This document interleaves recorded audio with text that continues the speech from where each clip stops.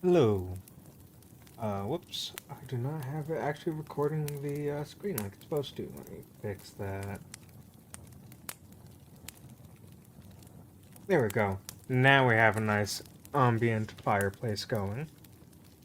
Uh, we are going to read a book from my favorite author, Miyuki Miyabi.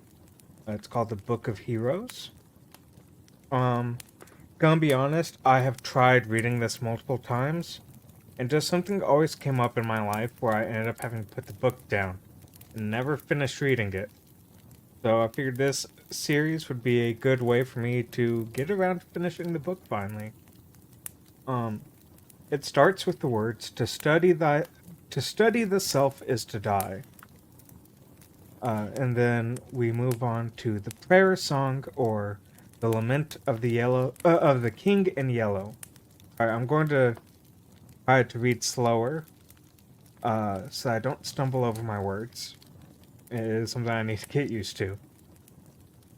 Amidst the mists and clouds of ashen blue that blur the line between heaven and earth, they drift along and together, hanging over all, cold and silken as a funeral pall.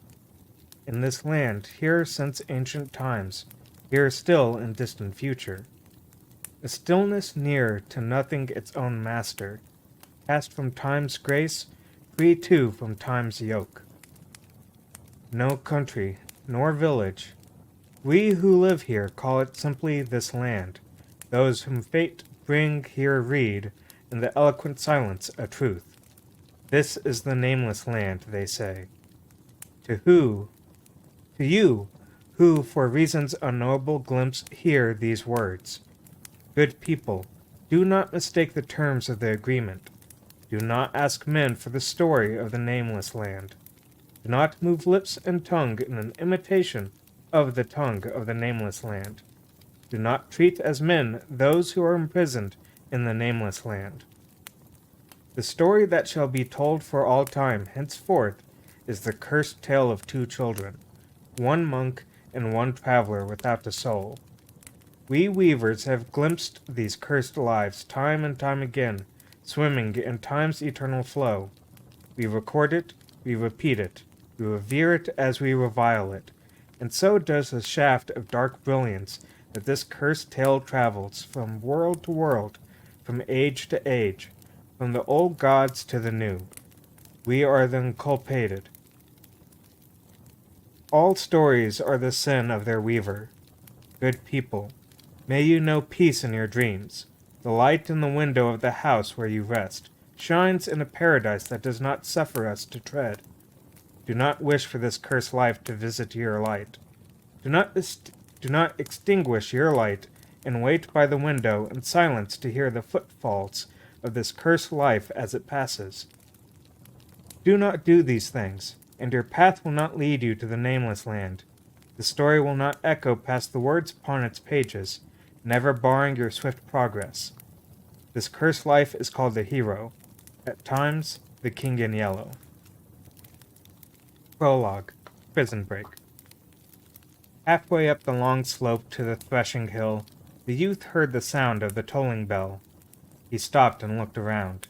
The sound came thickly through the chilled ashen blue mist that rose all around him. Yet he heard it as sure as he felt the vibrations in the ground beneath his feet. The first bell was ringing in the bell tower. The youth remained standing still, uncertain of his next step. He knew all too well that the tolling of the first bell meant, though it had never been sounded in his living memory. He could continue to the top of the hill, but there he would only find his brothers standing still, as he was standing now, their hands stopped from their work of pushing the great wheels. He should run to them, join them, become one of their number. That had to be better than standing here, frozen to the spot, while this unspeakable unease rose inside him. But is there not more here than just unease? He wondered. The youth put the palm of one hand to his black-robed chest. As a nameless devout, the youth had no word for which to refer to himself. He had no self.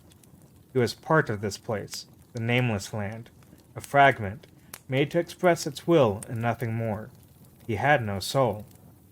Yet still, perhaps because of this, in these eternal lands free from the yoke of time, there was something that settled in those vessels, an essence that lodged in the hollow voids where their souls belonged.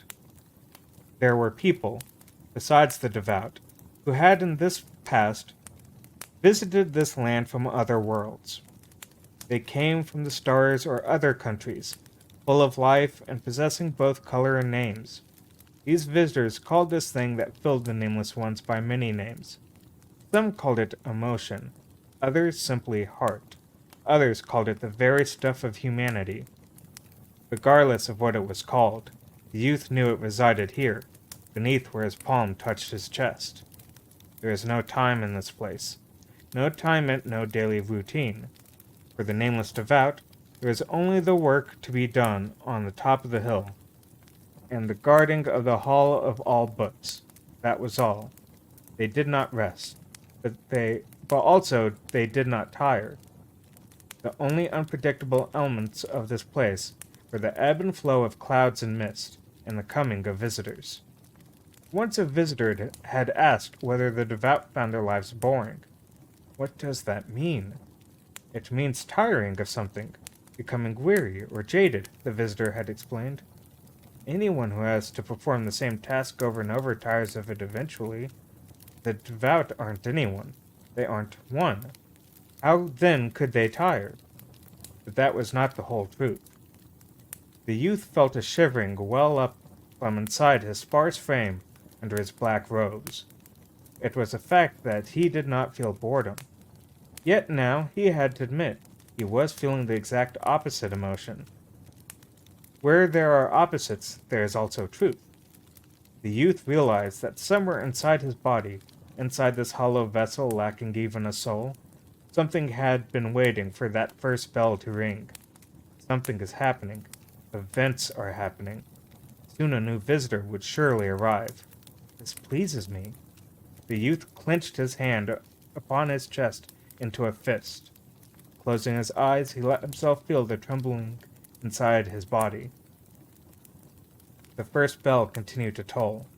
The mist brushed against the youth's shaven head, condensing into tiny droplets of dew before collecting to run in a rivulet down his temple.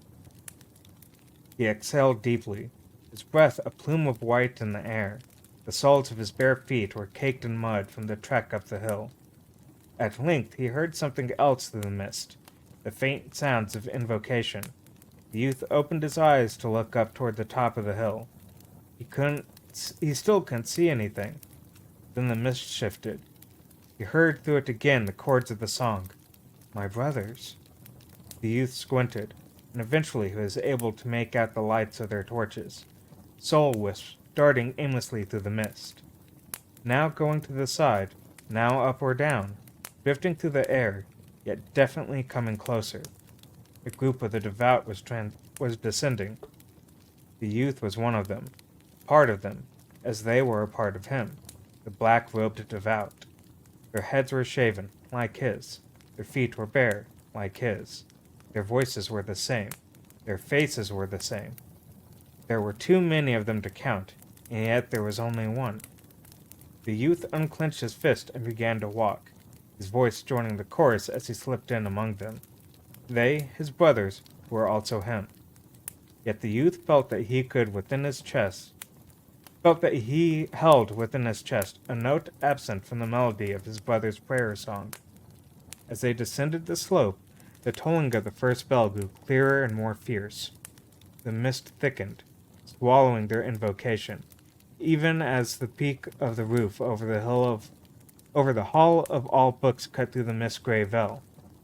The youth drifted back toward the tail end of the procession. Again he stopped, looking up, a whisper on his lips. It is free. Soon there would be war. Hold on, let me take another sip of my drink, because I can talk all day perfectly fine. As soon as I start reading, I get super thirsty.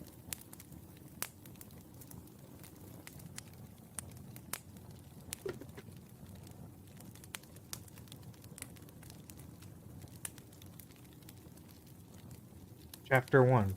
Something Important Which Was Broken. It was a lazy, warm spring afternoon. The kind that would make anyone sleepy. Fifth period. Pencil in hand? Check. Eyes open? Check. Awake? Not really. She was full of lunch, and besides, she hated science class. Yuri, Yuri, Anna whispered at her from the next seat over. Carven eraser flew through the air and bounced off her desk. Your head swaying. He's gonna see. Yuriko Murasaki sat up with a start. Mr. Katayama was in the middle of writing something on the blackboard, his back turned to the class. Yuriko hurriedly rubbed her eyes. Kana held a hand to her mouth, stifling a laugh. Yuriko grinned at her. The seats were in the middle of the classroom. She looked around behind her. At least half of her 25 classmates were either already asleep or soon would be. Yuriko glanced at the clock hanging above the blackboard. 20 minutes till class was over. She had to find some way to stay awake. She glanced down at her notebook. After the third line or so, her writing had become an almost illegible scrawl. That must have been when I dozed off, she thought. "Very notes later," she whispered to Kana. At the very same instant, Mr. Katayama turned around, pushing his glasses up with one finger. His gaze wandered across the room before coming to rest on Yuriko. Murasaki? Kana immediately looked down at her desk and began moving her pencil furiously. No talking during class. Sorry, sir. Yuriko sank down in her chair. What about the kids who are sleeping, sir? Don't I get points just for being awake? She hadn't actually said anything, only thought it, but the defiance must have shown on her face. Mr. Katayama put down his chalk, wiped his whitened fingers together, put one hand on his hip. Are you aware that the average grade in this class on last week's science test was the lowest of any 5th grade class in the district? In the district. I know not everyone is fond of science. I'm not asking you all to get 100%, but still. This latest lecture had the effect of rousing several of the students from their naps. Yuriko hurriedly began tracing the garbled letters in her notebook with her pencil as though she might somehow be able to decipher them. There was a light knock on the door at the front of the classroom.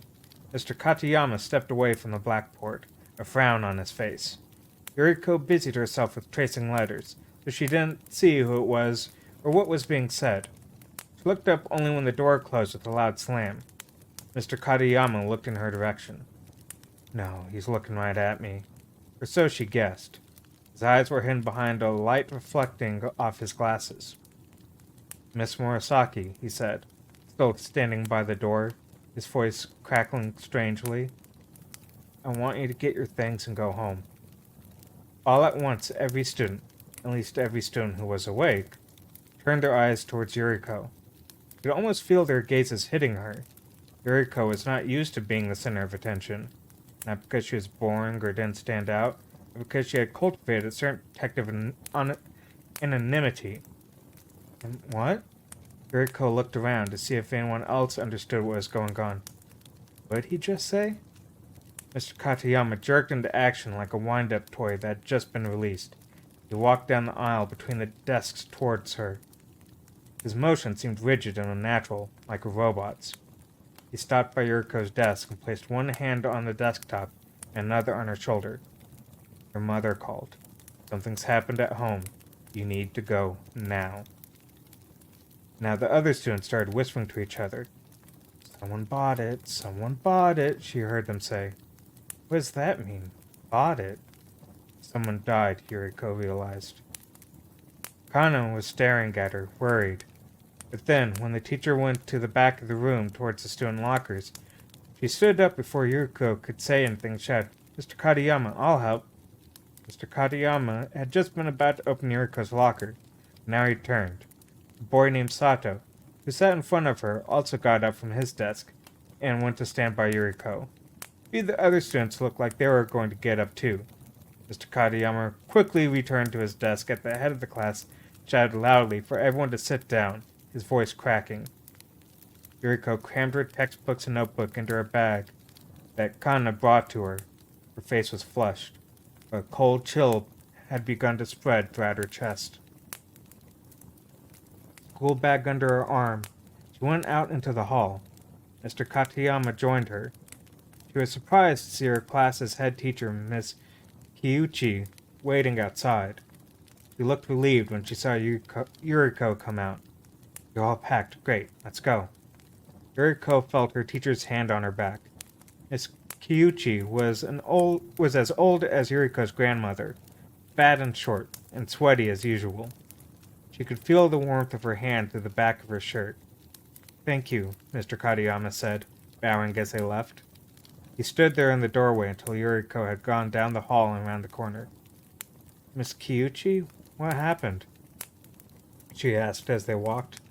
Her teacher was looking down at her feet. She was walking fast, so fast Yuriko had to trot just to keep up. Though she had her hand on Yuriko's back the whole way, she hadn't looked at her once. "Don't worry. Your parents are waiting for you." Her voice sounded as stilted as Mr. Katayama's had been. "Let's just get you home quick." Someone bought it. Someone's died.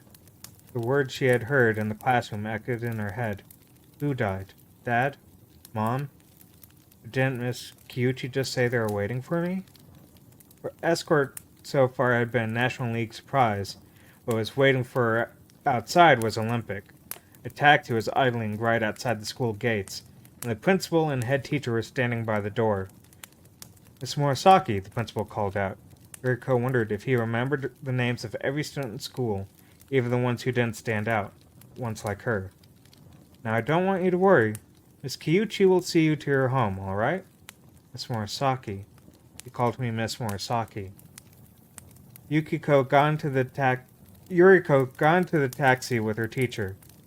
It wasn't far to her house. She could walk the distance in 10 minutes. It was crazy that they would call a taxi for that. Yuriko's home was on the 5th floor of a 10-story apartment building. The building had a name written on a placard out front. Angel Castle Ishijima. It was an unassuming place, built a decade ago of gray concrete and steel. Certainly nothing like where Yuriko would imagine an angel lived, and not much like a castle either. When she got out of the taxi, Miss Kiuchi took Yuriko by the hand. Holding hands with my teacher? That was even more unlikely than riding in a taxi with her. "Miss Kiuchi," Yuriko tried again, looking up at her. "What was the principal saying to you when we got into the taxi?" She had heard the principal say something like, "Maybe you can talk with them." Miss Kiuchi blanched. "Don't worry, it's just school business." The smile looked like a jigsaw puzzle left leaning against a wall without a frame, ready to collapse at any moment. "There's nothing for you to worry about, Murasaki." Yuriko was in 5th grade. She might have been a child still. She was an infant. Wasn't she standing at puberty's doorstep or some such? She remembered the principal telling them that in one of his talks to her class recently. She was pretty sure it was true. So why is everyone telling me there's nothing to worry about? Like I'm some kind of baby. What's going on? When the elevator doors opened, Yuriko shook her teacher's hand and ran down the hall to her apartment. The door was unlocked. "Mom, I'm home!" She ran inside, practically leaping out of her shoes. Her mother was coming out of the living room. "Yuriko." "Mom's okay. She's alive. She wasn't the one who bought it." Her mother ran to her and hugged her tight. Yuriko's third surprise of the day. This was bigger than the Olympics. What would that be? The Football World Cup? "What's going on, Mom?" Her mother was shaking. Her face was pale, her eyes watery and red. "I'm Kiuchi, head teacher of Yuriko's class." Miss Kiuchi introduced herself. Yuriko's mother let go of her at last and welcomed her teacher. "Thank you so much. I'm sorry you had to come all the way out here. I'm so sorry about all this." Okay, first she thanked her, now she's apologizing? Wish someone would tell me what's going on. "Have you heard anything more from the school?" Miss Kiuchi asked. "No, nothing yet." A single tear dropped from her mother's cheek. "They still haven't found him." "Haven't found him? Found who? Why are they talking about my school?" None of it made any sense. What's going on? Yuriko asked her mother again. Her only answer was a fresh round of tears. Miss Murasaki, you better tell Yuriko what happened. I'll answer the phone if it rings. I think it'd be better if you talked to her. Just the two of you. Miss Kyuchi smiled a crooked smile at Yuriko, the puzzle pieces finally coming apart and falling to the ground. Why don't you two go to her room? Put a gentle hand on her mother's shoulder, urging her on. Her mother grabbed Yuriko's hand firmly and stood. They left the living room and went directly into the room on the left. This was Yuriko's room. A small stuffed bear hung on a loop around the doorknob. Next to her room was my brother's room. Every morning when they left for school, he always made a point of closing his door firmly behind him. He was in 8th grade and had been making a big deal about his privacy lately. His door was open. You could see his desk and chair inside, a jacket hanging over the back of the chair. Yuriko's brother, Hiroki Murasaki, age 14. Yuriko silently gasped. They weren't talking about hearing from my school. They're talking about hearing from his school. They went into Yuriko's room. Mother quietly closed the door behind them. She motioned for Yuriko to sit at her desk. She sat on the floor. Looked weak, like she might collapse on the spot. Yuriko jumped out of her chair and grabbed her mother. Mom, what happened to Hiroki? When she heard something had happened at home, Yuriko hadn't thought of Hiroki for a second. Brother is one of the most self-assured, safety-minded people she knew. Got the best grades. He excelled at sports. They had picked him for the Little League team when he was only in 1st grade, and he was in regular rotation as a pitcher by 4th grade. Hiroki had joined the swim team in middle school. Someone had told him swimming would make his pitching arm stronger. He was already breaking records. The only thing she could imagine happening to him was some kind of accident. Maybe a traffic accident? Or freak drowning at the pool? Except it was too cold for the school to be still using the pool. That must have been a traffic accident. Maybe a car hit him? Mom, did Hiroki get run over? Mother grabbed Yuriko's hand in her own.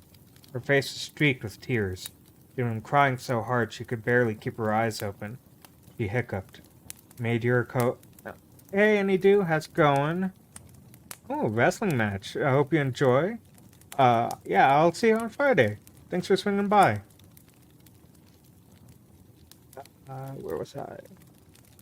She hiccuped. It made Yuriko feel like crying too. She didn't think she had ever seen her mother look so stricken by grief. Or any adult for that matter. Is he dead? Her mother shook her head, her eyes still closed.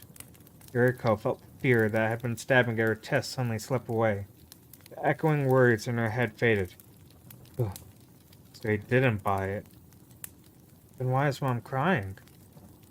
Brother. Yeah? At school. During recess. Yeah?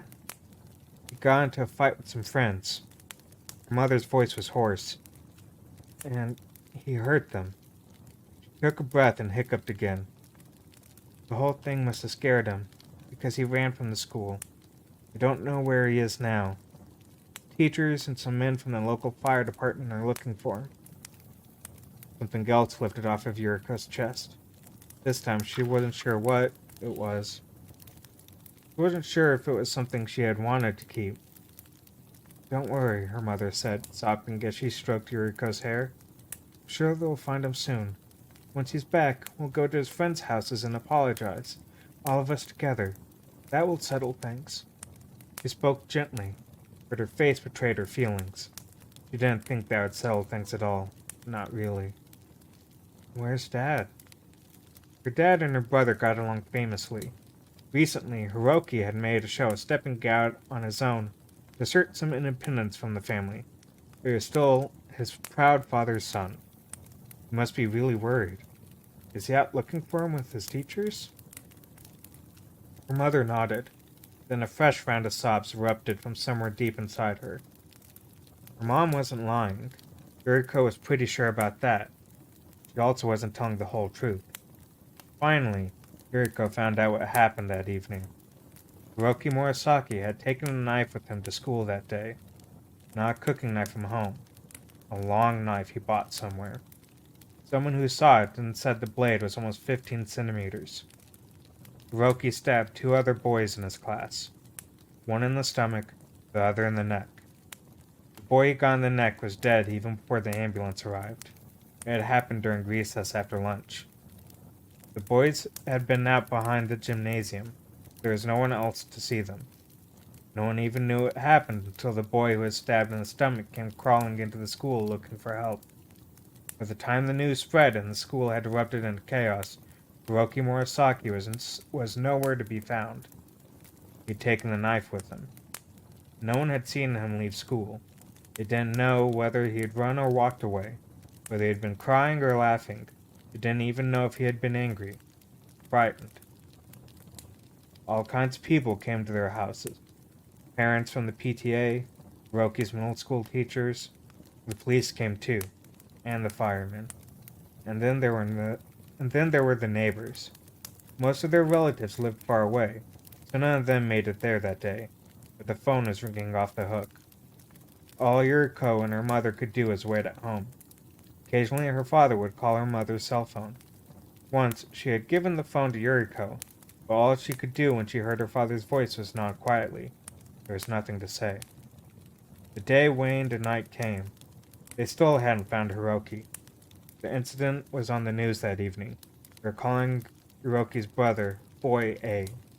With a grave look on his face, the newscaster was saying that the police were looking for any information that might help them find Boy A as quickly as possible.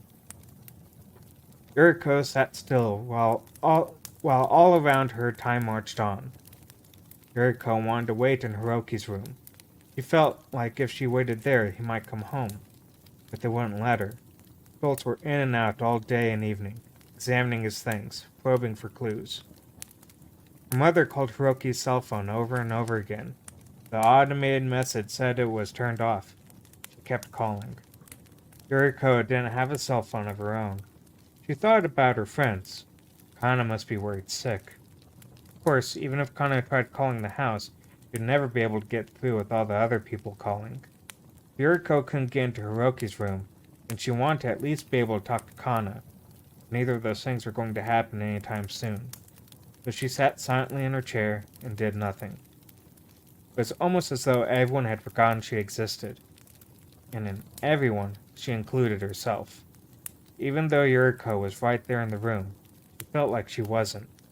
It felt like she was just as lost as her brother. Maybe I am. Maybe my soul's off somewhere with Hiroki. She had heard somebody on television saying that human beings had this kind of ability. Anyone could do it. Body would sit still while their mind traveled freely, seeing things, hearing things, feeling things, even talking to people. Hiroki, Yuriko tried calling in her mind. Hiroki, can you hear me? It's me, Yuriko. Come home. Everyone's so worried. If she thought it loudly enough, she was sure that her soul, or whatever it was, would transmit her voice to her brother. She only wanted it badly enough. Yuriko called all that night. There was no answer. She was sure she had eaten something and probably gone to the bathroom. Maybe she even slept a little. She couldn't be sure, though. Everything felt so distant, like she was looking at her own life backwards through a pair of binoculars. Her mother had worn herself out crying. Now the harsh light of the morning sun was spilling into her room through the lace curtains. Yuriko always slept late, but her brother was an early riser. He said it was because he always had sports practice to go to in the mornings. Wherever he was now, she bet he was already awake. If only she knew where that wherever was. The reality of the situation had finally taken concrete form in Yuriko's heart. It was as hard as stone and heavy. She felt like she might be crushed under its weight. Crushed so completely she would no longer be able to feel that she was being crushed. She would no longer be able to feel anything. 2 days passed. Hiroki Murasaki's disappearance was the top story on every news channel. Boy A still missing was the headline.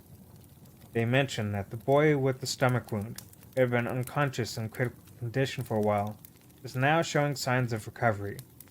Television had been on constantly since Yuriko had come home from school. But then the news started reporting fears that Boy A might have committed suicide. Everyone in the room rushed to turn it off.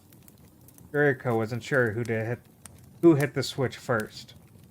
It might have been one of her grandparents from Kyushu, who had finally gone there the night before.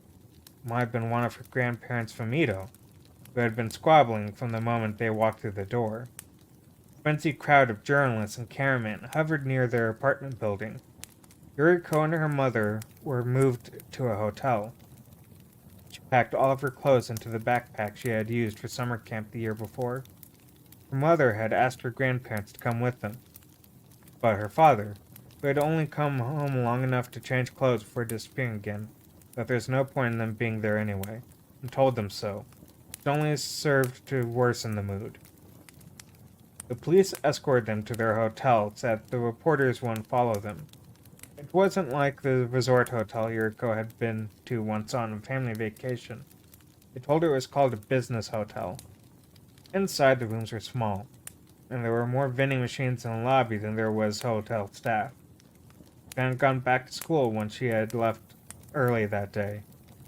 Yuriko sat on her bed, which smelled faintly of laundry detergent, and gazed absent-mindedly at a cheap print of an abstract painting that hung in the middle of a white wall.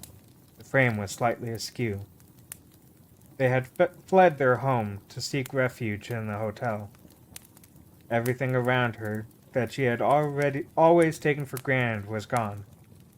Brother had taken it all away. Her mother was in the bathroom with the door closed, talking on her cell phone. When she finally came out, leaning on a wall for support, she looked up at Yuriko. Yuriko? Some of the police are going to come, okay? Yuriko looked at her mother. They say they want to talk to you. Might help them find Hiroki. Don't worry, I'll be with you the whole time. That's okay, right? There's no point saying she didn't want them to come. If there's anything she didn't want, it was everything. All of it. The police were there in less than half an hour. There was one man wearing a suit and a female officer in uniform. Yuriko wondered how they would all fit in the tiny room and where they would sit. There are only 2 chairs. The police took her to their patrol car and brought her down to the police station. Everything that had happened since the taxi ride home seemed like a tremendous waste of time. They didn't bring her to one of those questioning rooms they always see on TV. It's more like a meeting room, with nice chairs and a big table. A woman from the child counseling center, same age as Yuriko's mother, was waiting for them there. Yuriko tensed when she heard who the woman was. Why did they need a counselor? Had her mother asked for one? Her brother did something bad. Did that automatically make her a problem child too? Someone they needed a counselor just to talk to? Mother bowed to them, saying she would do anything to help. The counselor began talking to her in a soft, easy tone. But Yuriko didn't reply. She looked out the window. The view from the police station window was no different than what you could see from a taxi. For some reason, that scared her. It would make more sense if the city looked different from here somehow. Wasn't the police station a special place? Weren't the people they brought in here, like Yuriko, special? I was wondering if you could tell us a few things, Yuriko, the man in the suit said. He was smiling gently enough. Don't worry, Oh. I got this one. Hey, Carp, how's it going? We're still in the first chapter. We're about 23 pages in. How's it going? My jumpers? I know. I look dashing. I was wondering if you could tell us a few things, Yuriko, the man in the suit said. He was smiling gently enough, but there was a strange sadness to him. Why should he be sad about Hiroki? Isn't he trying to catch my brother? Then she thought it might just be the way his eyebrows arched towards the middle, like a clown's. They asked all kinds of questions, using all kinds of words. Yuriko immediately understood there was really only one thing they wanted to know. Had she noticed anything unusual about Hiroki lately? There was nothing unusual about her brother. Ever since the time she had first realized Hiroki was her brother, that's That was all he had been. He hadn't been sad about anything, hadn't been in a bad mood. He had just been her brother. Just her brother, nothing else. Yuriko said as much in as few words and as quietly as possible. She thought she could talk a little louder, but she just couldn't summon the strength. I see, said the sad clown. He tapped his chin with the end of his ballpoint pen. We talked to Hiroki's teacher at school, and he said that ever since Hiroki started the 8th grade, he'd been having trouble getting along with his classmates. Did he ever say anything about that to you? Even something little in passing? Yuriko was sitting wedged between her brother and the child counselor. When she didn't respond to the man's question, the counselor looked her in the eye. Then the police officer asked, "You got along well with your brother, didn't you, Yuriko?" Yuriko didn't answer. Her mouth was closed. She looked down at her hands where they rested on her knees. She had woven the tips of her fingers together. You talked to your brother about school sometimes, didn't you? Did he ever tell you about his school? Yuriko still didn't respond. So now the counselor looked up at her mother. Maybe you heard something? Her mother was looking down at her lap. She reached out and held Yuriko's hand. Her skin was cold. Why is Mom's hand so cold? Well, they are brother and sister, and 3 years apart besides. And he's in middle school, her mother said. Her voice sounded even weaker than Yuriko's. That's so. Yes, of course, the counselor said, answering her own half-assed question. She looked at the policeman. Everyone sat in silence, waiting for someone to speak.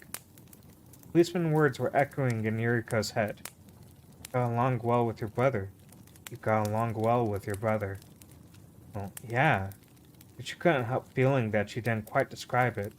They did get along. Yuriko was fond of her brother. She was pretty sure he didn't dislike her. He would help her with her homework sometimes. They'd always joke around. He'd call her Little Yuri, or sometimes just Squirt. When she did well on a test, he'd give her a pat on the head. And on nights when they'd seen a scary movie, she was too afraid to go to the bathroom by herself, he would wait for her in the hall. All that seemed different than getting along well. They had a thing worked out. Her brother was the big one, she was the small one. He stood tall, she was comfortable being at his feet. Hiroki was always very protective of her, her mother whispered, gripping Yuriko's hand even tighter. I don't think he would have told her anything to make her worry. That's right. That's the word. Protective. That was their relationship. That was how it was. And how it's supposed to be until they were both grown-ups. He never said anything about troubles to us, her mother said. Her voice broke, and she turned away. The child counselor stood up from her chair surprisingly, fast, and went over to her mother, putting an arm around her for support. It was a kind thing to do, and her mother looked so frail, the counselor holding her that for the first time. With the counselor holding her that for the first time, Yuriko was glad the counselor had come. Not for her sake, but for her mother's. Thank you. Her mother was nodding and saying she was all right. Right, said the policeman. Well, there's nothing we absolutely have to hear from you today, Yuriko. Just, if you think of anything, even the tiniest thing, that might help us find your brother, contact us. The two police officers bowed their heads and apologized for the trouble. Can we go home now? I mean, to the hotel, Yuriko said. Mom, you look really pale. Yes, of course. Thank you, Yuriko. Miss Murasaki will escort you back to the hotel now. Her mom sat in the patrol car with her eyes closed the whole way back. She wasn't sleeping. She looked more like she had gone unconscious. Still, she gripped Yuriko's hand tightly and didn't let go. Yuriko squeezed her hand back, trying to warm it up with hers. Let me get another sip, since that is a natural break in the story.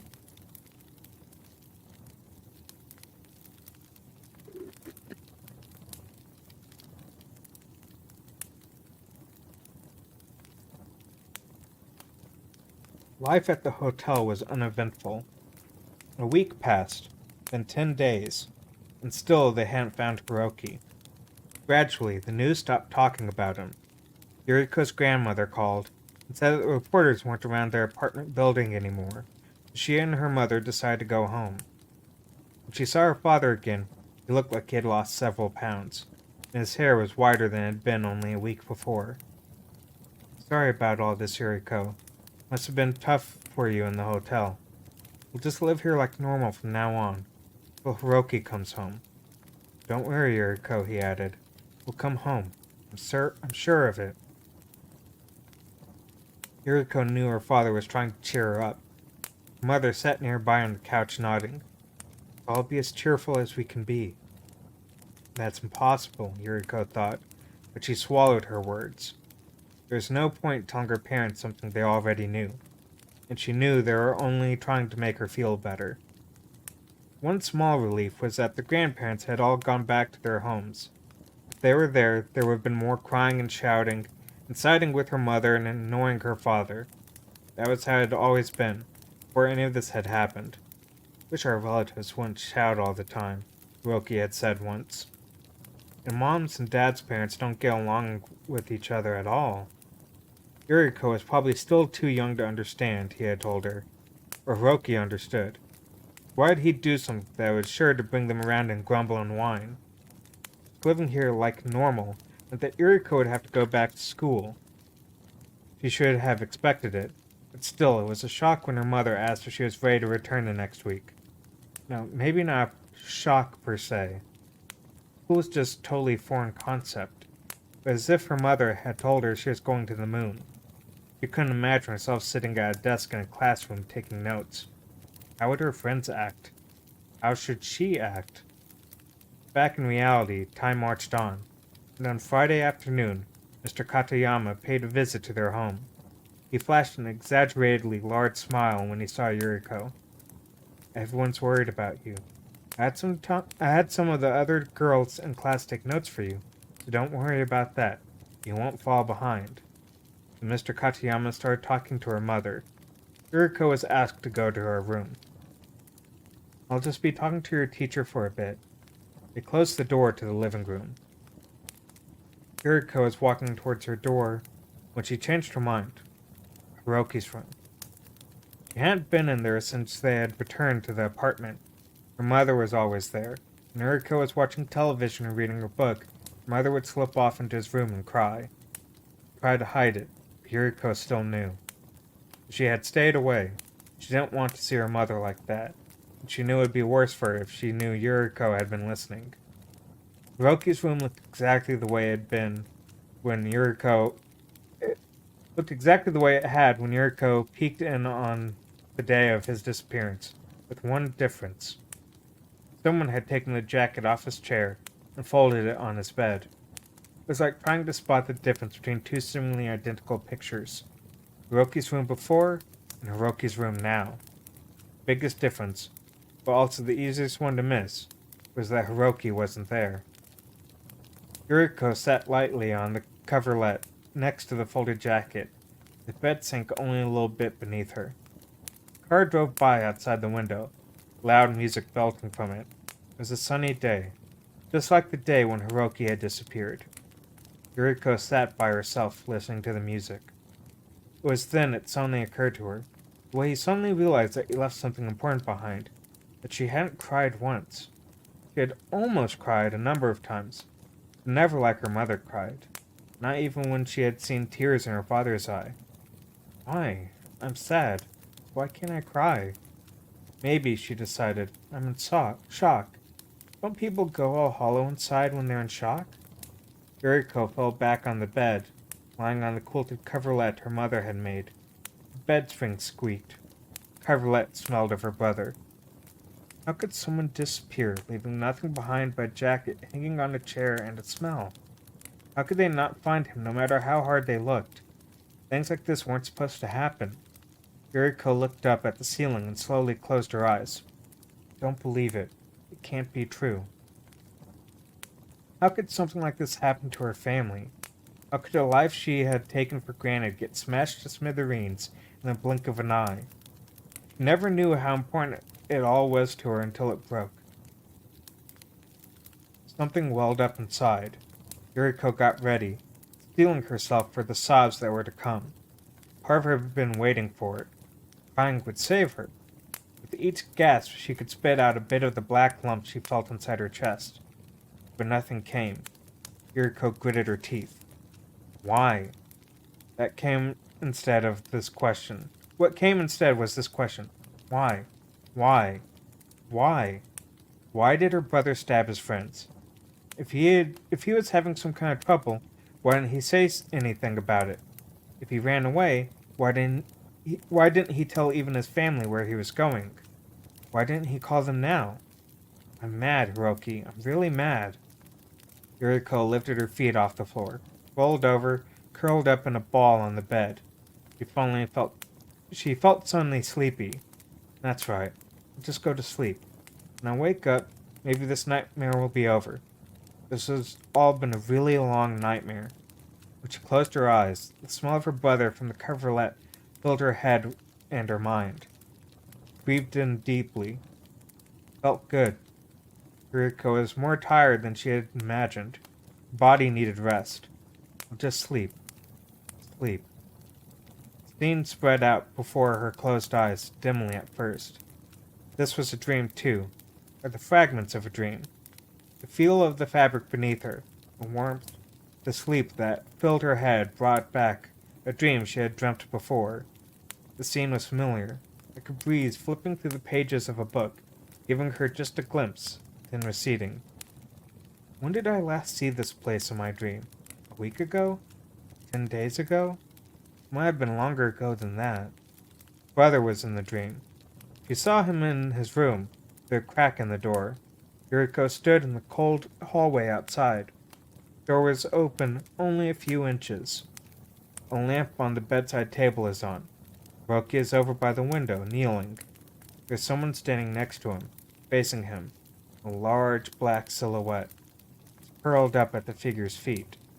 It must have been the middle of the night. She had wanted to go to the bathroom. She had dreamt of going there.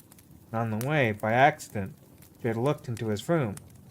It almost felt like spying to see him in the shape in her dream. The silhouette was large, looming, bigger than a regular adult, and round and swollen like a balloon. There was something on his head. A ring of pointed spikes, like a crown. That was how it looked to Yuriko in her dream. She thought it was a very strange dream at the time. Maybe it was a very strange thing to see, and that was why she remembered it as a dream. It was half asleep anyway.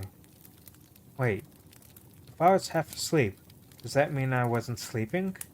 I was dreaming, wasn't I? She remembered how the hard floor had felt cool beneath the soles of her feet. She had walked with her toes curled. The bathroom seemed impossibly far away. She had to leave. Now he's kneeling before the big figure with a shape like a crown on its head. That's right, he's awake. Maybe he'll look in my direction. Maybe I should tell him I'm going to the bathroom, because I drank too much milk before going to sleep. He's bowing up and down now, bumping his forehead on the floor. Now he's whispering something. Sorry. He's singing, talking to the silhouette. He's making an offering. Then Yuriko heard the song again, except this time it was coming out of her own lips as she lay curled up on the bed. It was an unfamiliar song with a strange melody in a language she had never heard. Yet she found she could sing an entire verse. Her lips stopped moving. The song ceased. Yuriko, still lying on her side, opened her eyes wide.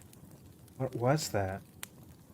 It was the song her brother had sung in her dream. Why do I know that crazy song? Why did my mouth just sing it like that? Little miss. She heard the beating of faint wings, soft and delicate, like the wings of an insect in late summer when the nights were chilly. Except it was spring, so maybe it was the sound of a newly hatched insect beating its wings. Yes? Funny, the wings sound like they're saying something. Little miss. Oh, miss. Get up. Yuriko shot up from her bed. For a moment she sat there, perfectly still. Nothing was moving in the room.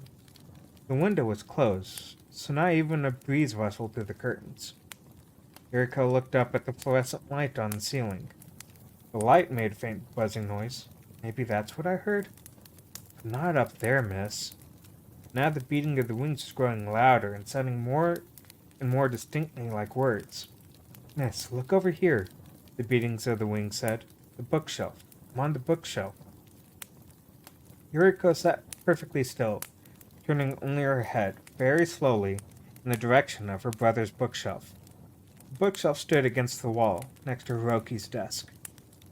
That's it, right over here. Come over. That's not the beating of wings. That is a voice, talking to me. Frozen like a painter's model, Yuriko moved only her lips. Who's there? There's no answer. Yuriko sat still, her ears straining to hear the voice. Outside, a car drove by. Who are you? She asked again. Another car passed. There was no reply. Yuriko began to relax. I was dreaming again. That's a tough question to answer, beat the wings. This time Yuriko jumped off the bed and ran straight for the door, where her sock slipped on the flooring. She lost her balance and slammed into the door with a crash. Stars exploded behind her eyelids. Miss, don't be frightened. I'm not scary, really. The beating of the wings returned. And now Yuriko's head was throbbing. The voice sounded like it was laughing, kind of in a hurry, but it was right. It didn't sound scary. You're a ghost. Yuriko sat on the floor, rubbing her head while where she had hit the door. I am most definitely not a ghost, the beating wings replied quickly. I don't have a single thing about ghosts written in me, either. Written in you? What does that mean? Now Yuriko was growing even more confused. The voice wasn't making any sense. Maybe I misheard it? It means I'm a book, miss.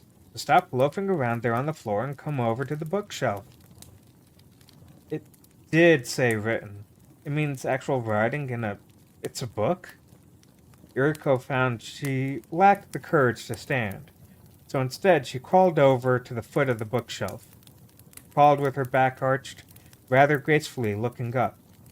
The shelves were packed with all kinds of books. There were reference books and dictionaries, picture guides to animals, and comic books. Her brother liked manga about sports heroes. There were a few mysteries tucked in there, some of which Yuriko had borrowed, but she found the type to be really small and hard to read. She didn't understand a lot of the stories either. When she told her brother this, he laughed and said it was probably too early for a shrimp like her to be reading mysteries. Second shelf from the top, the mysterious voice said. Pull out the books in front. I'm hidden behind them. The books on this second shelf included Space from the Hubble, and stargazing, and things like that. Yuriko remembered that her brother had gone through an astronomy phase the year before. He begged their parents to buy him a telescope, though their father usually bent to this kind of request from him. This time he hesitated. Telescopes were pretty expensive, he said. Besides, brother was busy with baseball practice, and didn't have the time. If he started stargazing every night, when would he sleep? Dad had wanted to know. That had been the end of her brother's future career in astronomy. Yuriko pulled out one of the books, a colorful photograph on its cover, and pulled out another, placing them in a neat stack on the desk beside her. Behind them she found another row of books about sea life. Brother's interests, and the sole exception of baseball, tended to be fleeting. She had pulled 5 books from the shelf when she found between Dolphins, Sages of the Sea, and Let's Go to the Aquarium, a worn-looking book, bound in red leather. It looked entirely out of place, which was why she noticed it. Its spine was about an inch thick. That's right, miss. The red book. That's me. The mysterious voice sounded relieved, and brighter, like it was trying to cheer Yuriko on. Yuriko extended an index finger and went to touch the cover of the red book, but stopped just before her finger made contact. Wonder what the title is. The letters on the cover, if they were letters, looked like some kind of code. They were stamped in gold and were pretty worn, in places like they had been rubbed away entirely. What's your title? She tried asking. Her finger trembled in the air. If you have to ask, I'm guessing you can't read it. But if you want to know what's inside me, I'll tell you. I think you'll call me a dictionary. That's right. I'm a dictionary with a very special means of employment. A special what? A special way to use me. Yuriko's finger hovered. Didn't I just tell you I'm not scary? I mean, I guess I understand why you might be startled, but scared? Still, I couldn't just sit here and watch you. Yuriko lifted an eyebrow. Watch me what? Look, pick me up. It'll be a lot easier to talk that way. Yuriko withdrew her finger. Her hand clenched tightly into fists. She was trembling. She heard herself swallow. Gulp. She closed her eyes, and opened them, and quickly yanked the red book off the shelf. A second later, she tried to toss it to the floor. In her hand, the book was light as a feather and slightly worn. It felt like a human skin. As she jerked her hand, trying to toss it, she felt the cover warp, wrapping around her fingers, clinging to her. Oh, disgusting. Ew! Gentle, please. I'm an old book, you know. I don't even want to count the cracks in my binding these days. Don't even get me started about the glue. Yuriko looked down at her hands and found the book was still there, cradled gently between her fingers. Why don't you have a seat, the book suggested, and just put me on the desk over there. Then open me and put your palm flat on my page. Open you to where? Oh, any page will do.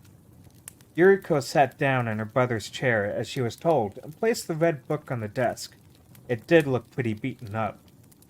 She opened the book to the very middle. Pages settled to either side. They were covered with letters, the same code-like writing as the faded letters on the cover. The paper was yellow with age, with a few holes here and there. What an old book, Yuriko whispered. After wiping the palm of her hand on her jacket, she gently placed it on the page. She felt a sensation like the page was stroking her palm. Just like the cover had, the paper felt warm. I see, the red book said. You're younger than you look, ain't you, little miss? Now the voice sounded normal. Plain human voice, not like a fluttering of wings she had heard before. How can you tell? She stammered. I can tell. I'm 11 years old, you know. As you count the years, yes, I suppose you are. Tell me, how old is your brother? 14. He's pretty young too, then, isn't he? Sounded like the book was scoffing. Yuriko frowned. My brother's not a kid. Maybe he's not grown up, but my parents said he will be soon. He searched for the phrase.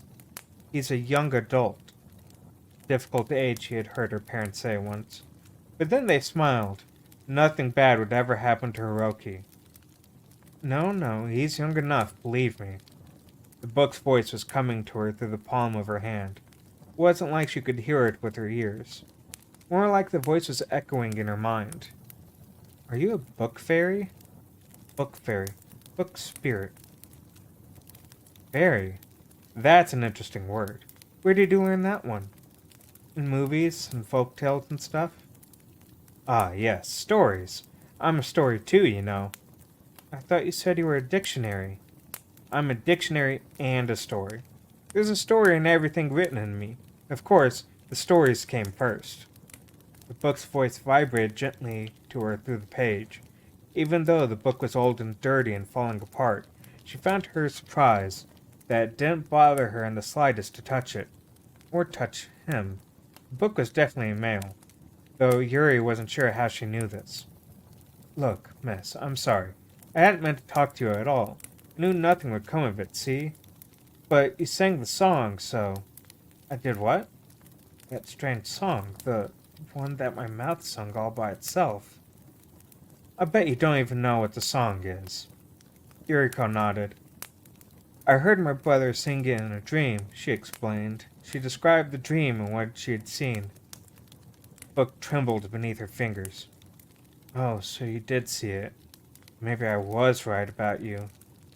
Yes, that was definitely the move to make.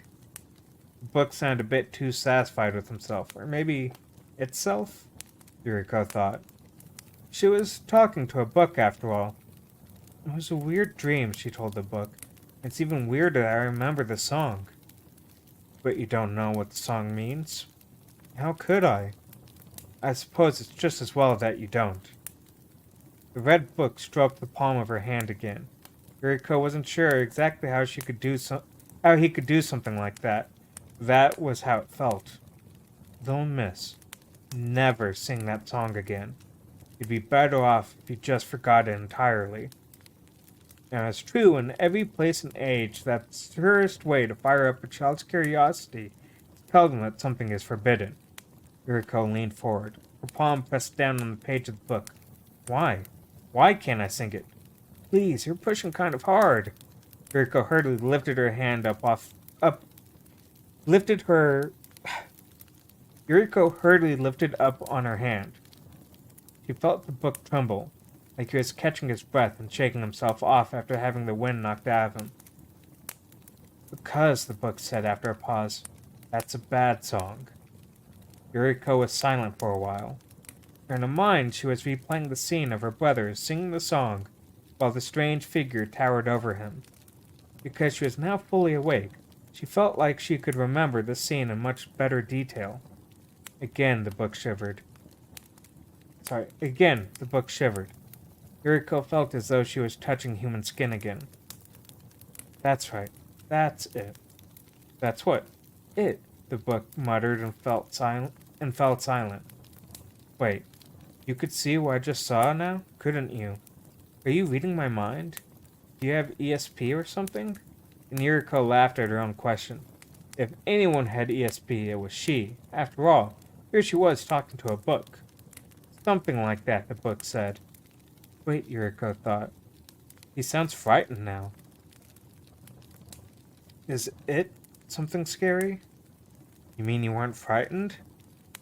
She remembered her brother tapping his forehead to the floor, a giant silhouette looking down at him, back arching, proud.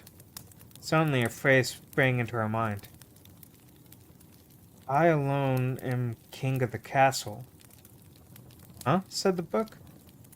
What's that you just said? I said, king of the castle. Yuriko stared at the book. That big shape I saw. He was dressed like a king, like the ones you see in picture books in the movies. He was wearing a crown.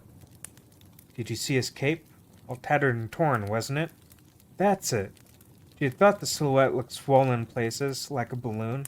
But now she realized he had just been a billowing cape that swept from the shape's neck all the way down to its ankles. It was too dark to see it clearly. Then, did you see its face? The book sounded so forceful. Like this question was very important. Yuriko reflexively pulled her hand away from the page. It was too dark. So you didn't see the face at all, the book confirmed, his voice soft and whispery again. Yuriko quickly replaced her hand on the page. No, I didn't. That's good then, said the book. The book seemed to relax, the tension in its pages easing. So, is this it all that scary? Is it a king of some place? The book was silent, almost as if it had decided to go back to being a regular book. But Yuriko could still feel him breathing against the palm of her hand. He was breathing like grown-ups did when they were worried about something. The book inhaled deeply, exhaled, and then waited for what seemed like forever before remembering to breathe in again. Once, 2 years before, her father had failed to pass a routine health checkup at his company. He had gone in for more tests, failed again, and was sent to a big hospital for even more tests. While this was going on, her mother would sit at the kitchen table by herself, breathing just like that. With each breath out, she was imagining all the terrible things that could go wrong, and it took her until the next breath to shake them out of her head. Luckily, in the end, it turned out to be nothing serious, and the deep breathing stopped. Still, its rhythm remained etched in Yuriko's memory. How terrible could it be? Why was Hiroki bowing to it? Dim light began to flicker in Yuriko's head. What if that's why he did it? What if Hiroki hurting those boys had something to do with that king? The red book jerked beneath her fingers. Yuriko's eyes went wide. That's it, isn't it? The book didn't answer. So Yuriko grabbed him with both hands and gave him a good shake. Tell me, tell me. Miss, gently, please, just calm down. How am I supposed to do that? Book grumbled. You're right, okay? It's bad, evil, and it makes people do evil things. Yuriko felt her knees go all wobbly. She slumped back into the chair, clutching the book to her. From the day her brother had disappeared, up until this very moment, Yuriko hadn't heard one single explanation that made sense of what Hiroki had done. Not from her parents, her teachers, the police, or even herself. Every time she had gone looking for one, she had been told not to worry or that she didn't need to know. What the book had just told her, as it quaked with fear, probably because she had shaken it so roughly, had been her first real answer. Uh-oh, I think I'm gonna cry. I knew he wouldn't have done something like that. I knew it. She really did begin to cry now.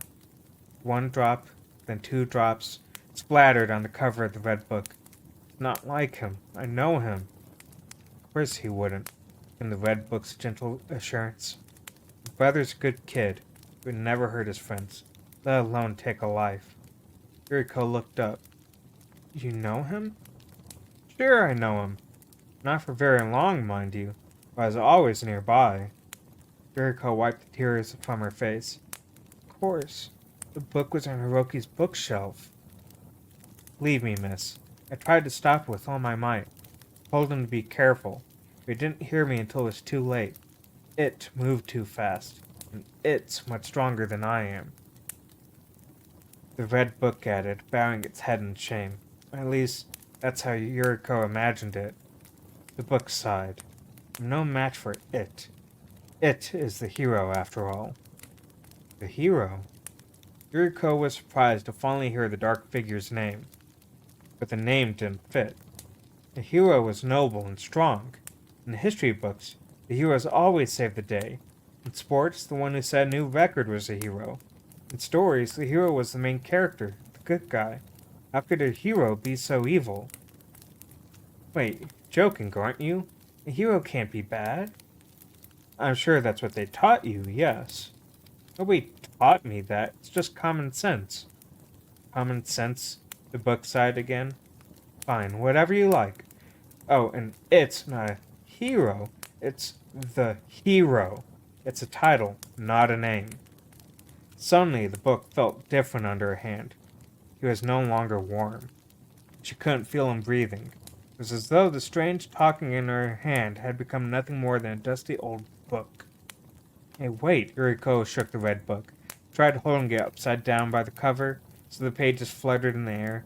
She tossed it and stomped on it, everything she could think of, short of ripping out the pages, but the book was silent. Don't believe it! Yuriko cried out loud. It's not fair! You're mean! Sadly, she soon found the book, or not easily swayed by the little girl's tears. Yuriko gritted her teeth, and summoning all her strength, she flung the book hard across the room. It opened in mid-air before slamming into the wall and dropping to the floor face down, its pages bent beneath it. There was no cry of pain, no angry shout. The book didn't glare at her, it didn't do anything. Yuriko left the book where it lay and walked out of Hiroki's room, her head filled with the rush of a victory, but her feet dragging in failure. She didn't tell her parents about the red book. What would she say? It seemed like a dream even to herself, though she knew she had been awake. That evening, all they talked about was Yuriko's return to school the next day, and how her mother would be bringing her in for her first day back, and how she was to play with her friends just like she had before, and nothing else. The red book was left abandoned, crumpled on the floor by the wall. The following day, Yuriko went to school as planned.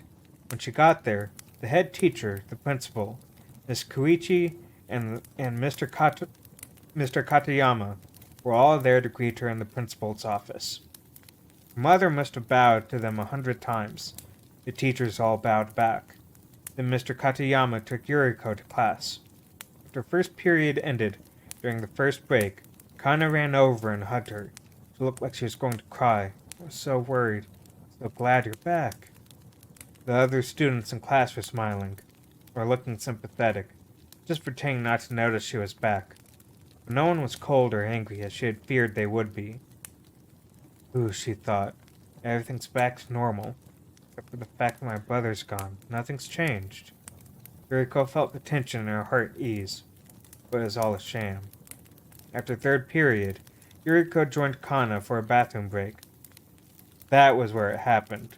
Some girls from the next class over walked into the bathroom just as they were about to leave. They had seen their faces before, didn't know their names. One of the girls saw her and did a double take. Her eyes sparkled.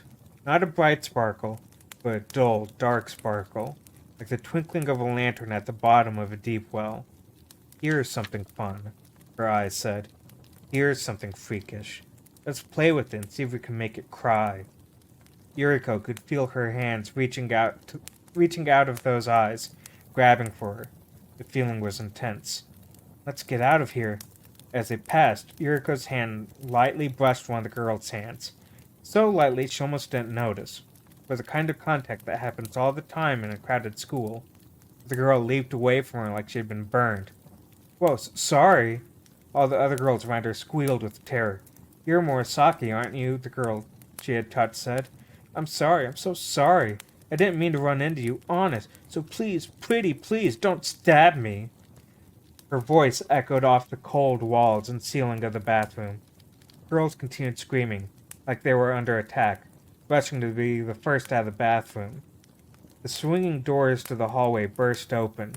Girls ran out into the hall, where their screams quickly changed into whooping bouts of laughter. Yuriko stood still in the doorway. She glanced over at Kana. Her friend was so pale. Yuriko thought she might faint. Fourth period rushed by and Yuriko barely even noticed. Whenever she took her eyes off Kana, Kana would be staring at her. Then when she turned toward her friend, Kana would look away, an apologetic look on her face. Okay, another break in the story, so let me rehydrate again.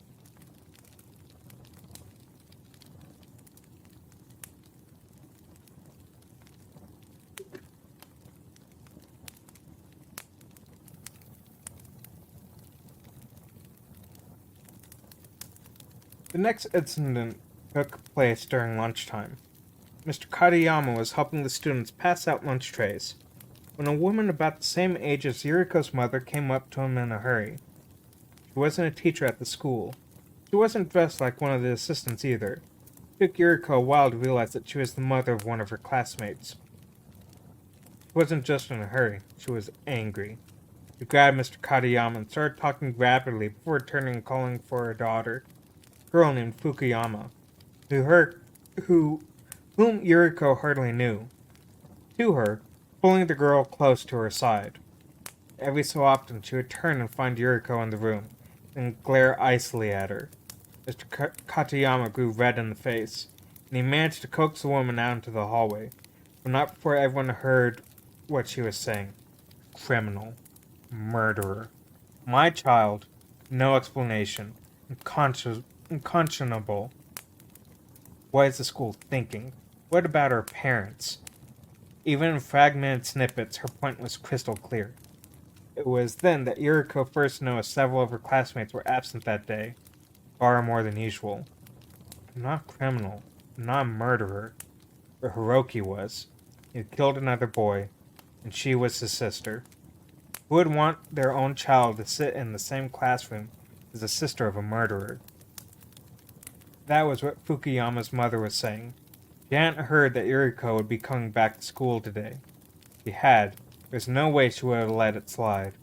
What was the school thinking? Fukuyama's mother had been trembling. Her daughter, too. They were scared of Yuriko. Yuriko thought she detected the faintest trace of something in the mother's eye. Disdain. They were mocking her. How could she be so stupid to come back to school? Did she really think everything was going to be just the way it was before? Yuriko looked up to find every head in the room looking in her direction. Kana was one of them. Then one by one, they turned away. They looked off to the side, looked down at their lunch trays. There was the sound of clattering dishes. Not a single student in the entire room was talking. All conversation in the room had been sucked into a tiny black hole at its center. Black hole named Yuriko. Yuriko threw her books and her pen case into her bag and left school before Mr. Katayama could come back into the room. Going home, going home, going home. The little music box was playing a dark tune over and over in Yuriko's mind. Go home, never go back to school. There's no place for you there anymore. Her knees buckled, her jaw sagged. When she ran, the world seemed to sway around her. The pavement turned to wet sand beneath her feet.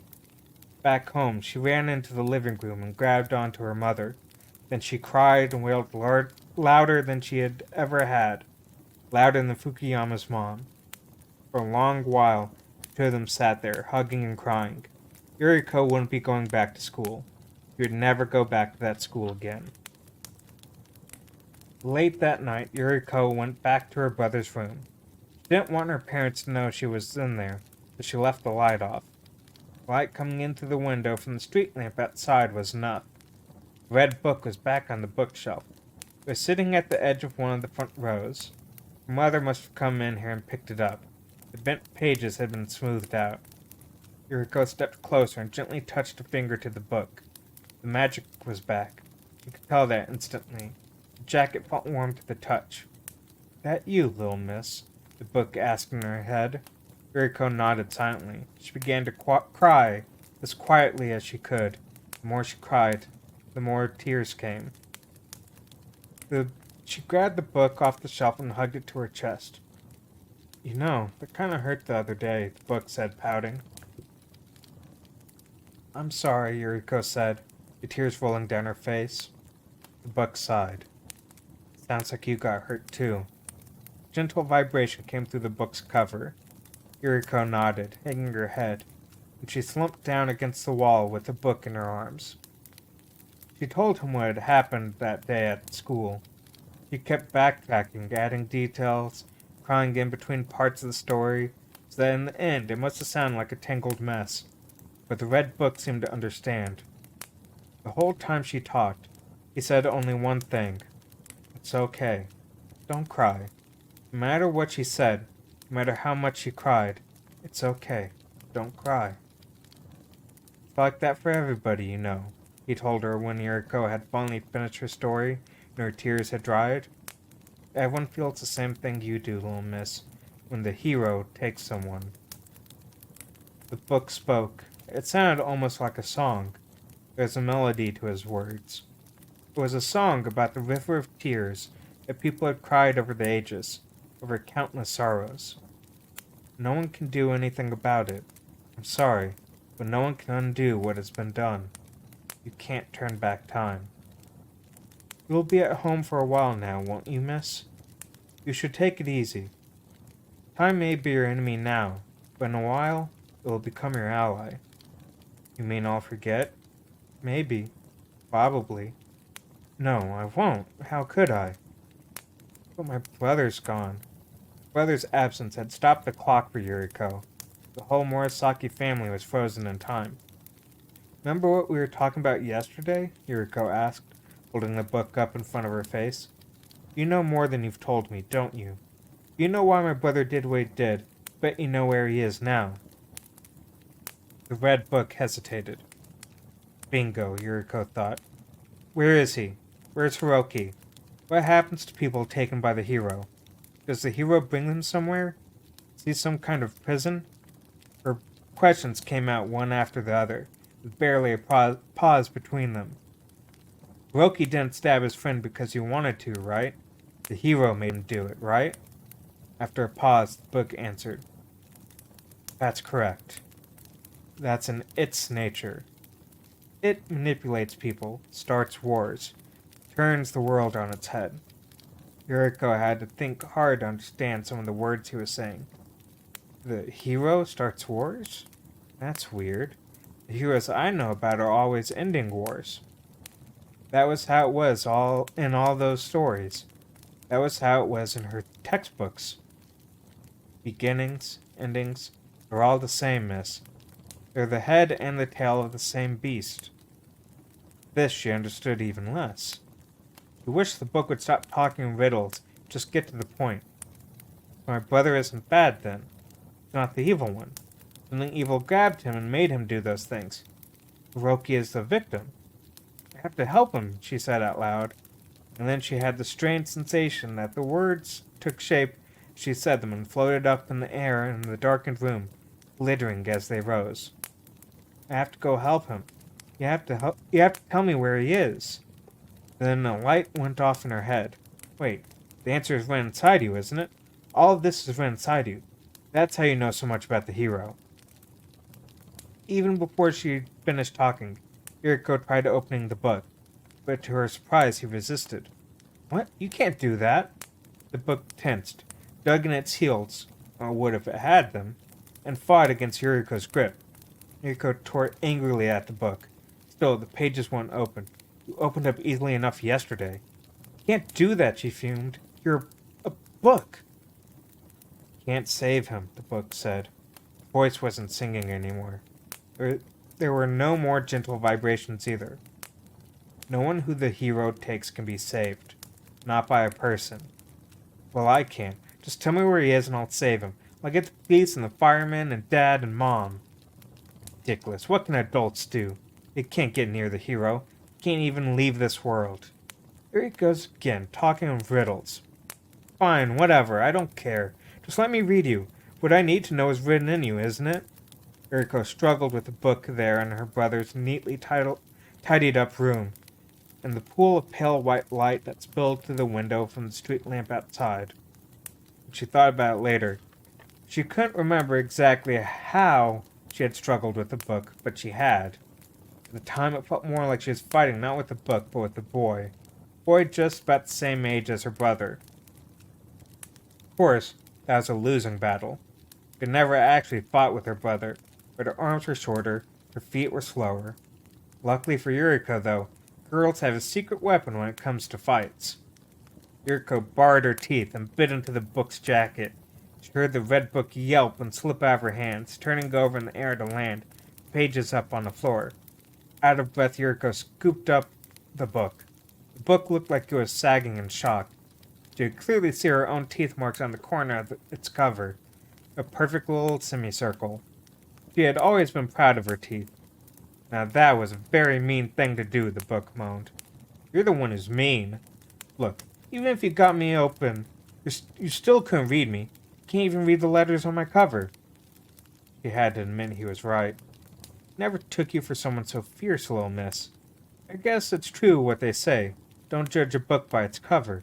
The red book chuckled and then groaned. Sounded less surprised by the whole thing than hurt. Just like a real person. You may have very sharp teeth, but you're still just a little girl. You can't save your brother. Now be good for a change and dry your tears and blow your nose and get to bed. Feel better in the morning. Pretty soon you can go back to school. That's how you do it. Just live life the same way you always have. Be hard at first, but that's what you have to do. That was the last thing Yuriko wanted to hear. She might have had her temper back under control, because she was still just as angry, and it was bubbling up inside her. You can't just pretend everything is normal. You have to try. If I go back to school, they'll pick on me again. You'll find some who won't. They'll be your allies. Oh, what do you know? You're just a book. For a moment it was quiet in the room. Then the book spoke again. Its tone somewhat different than before. I get it. You just don't want to go back to school. That's why you wanted to go help your brother. It's just an excuse to play hooky. Yuriko went to throw the book on the floor again, but her hand stopped in midair. She stood there, holding the book over her head. An unbearable sadness washed over her.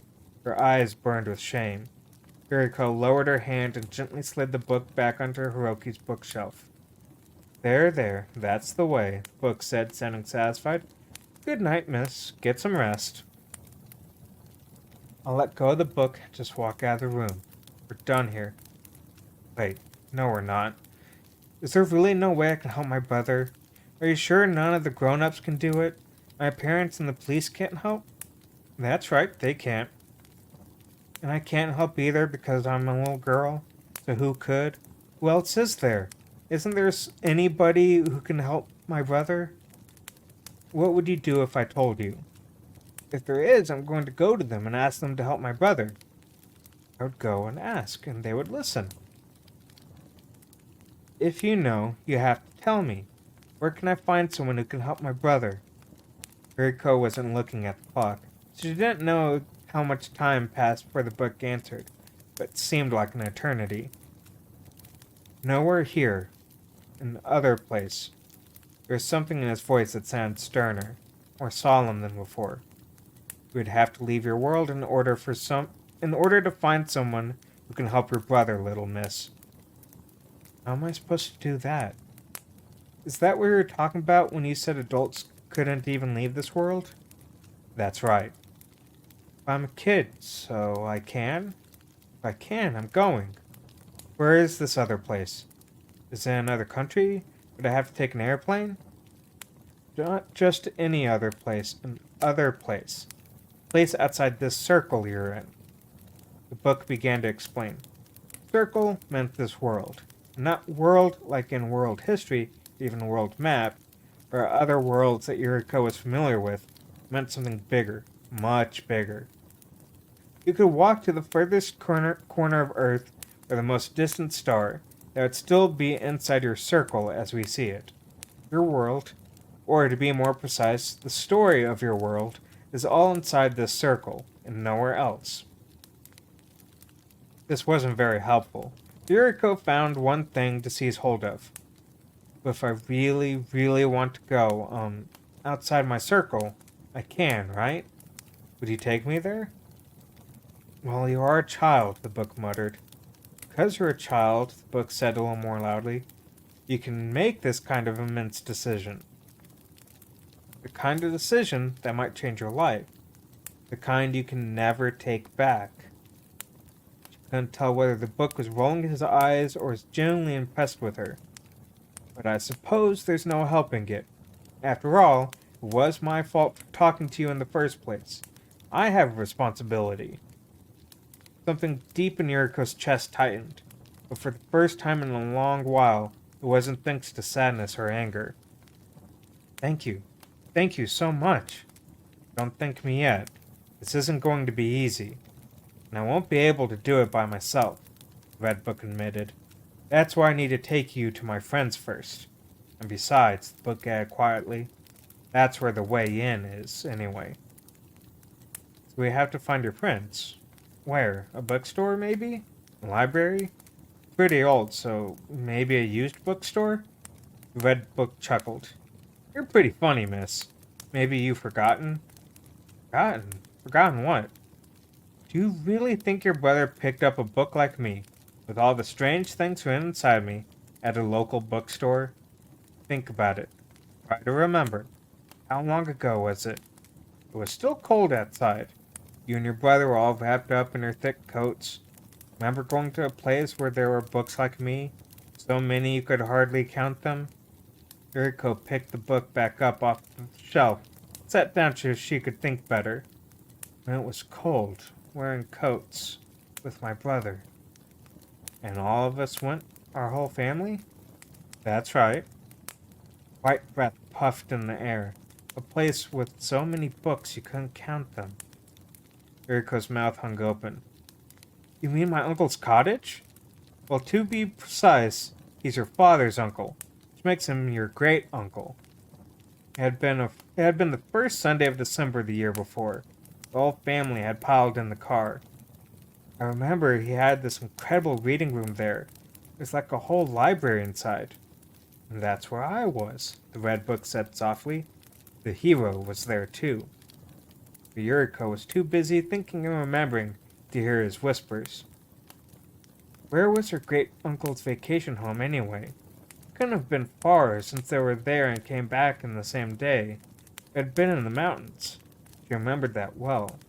They had driven on some dirt roads to get there. She remembered her mother gasping at every bump. How am I supposed to get all the way up there by myself? I don't even know the address or the road. Well then, the Red Book said, and she imagined a twinkle in his eyes. This is your first test. Okay, so that is chapter 1.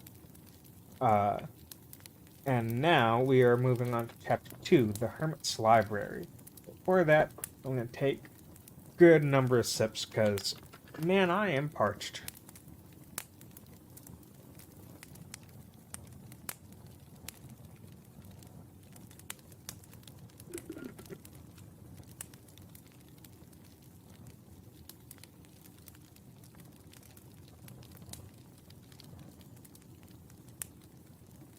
Chapter 2, The Hermit's Library. Kids can think up great lies. They're just not very good at telling them. In order to tell a really good lie, Yuriko knew, you first have to believe it in yourself. Emboldened by the Red Book's encouragement, Yuriko spent the next 30 minutes getting ready. It was easy to come up with a suitable lie, but hard to make a convincing performance of it. It didn't take much for her to wake her parents. Neither of them had slept particularly well since her brother's disappearance. It was only recently that they even bothered with sleeping in their bedroom. For a while, they just had nodded off wherever they happened to be, in the living room, in a chair, or on a sofa. They had left the front door unlocked, and would jump up and run outside at the slightest sound in the hope that Hiroki had come home at last. Finally, the police had told them they couldn't keep on like that forever. They had begun sleeping properly again. When Yuriko began her lie, her mother's expression changed almost immediately. She wasn't surprised or angry. A mix of joy and regret crept over her thin features. Why hadn't she thought of it herself sooner? I completely forgot about it myself, Mom, Yuriko was saying. You could hide out at our great-uncle's summer cottage for weeks without anyone knowing. That's right, Yuriko's right, her mother said as she shook her father by the shoulder with her left hand. Her right was around Yuriko's shoulder. But Hiroki's at the cottage. How would he get all the way out there? Her father groaned, wiping the sleep from his eyes. He doesn't have a car. He's only in middle school. He wasn't buying it. Hiroki detected a glimmer in his eyes. He wanted it to be true. He just wasn't letting himself get his hopes up. Hiroki's always done what he wants to once he set his mind to something. He's smart too, and clever.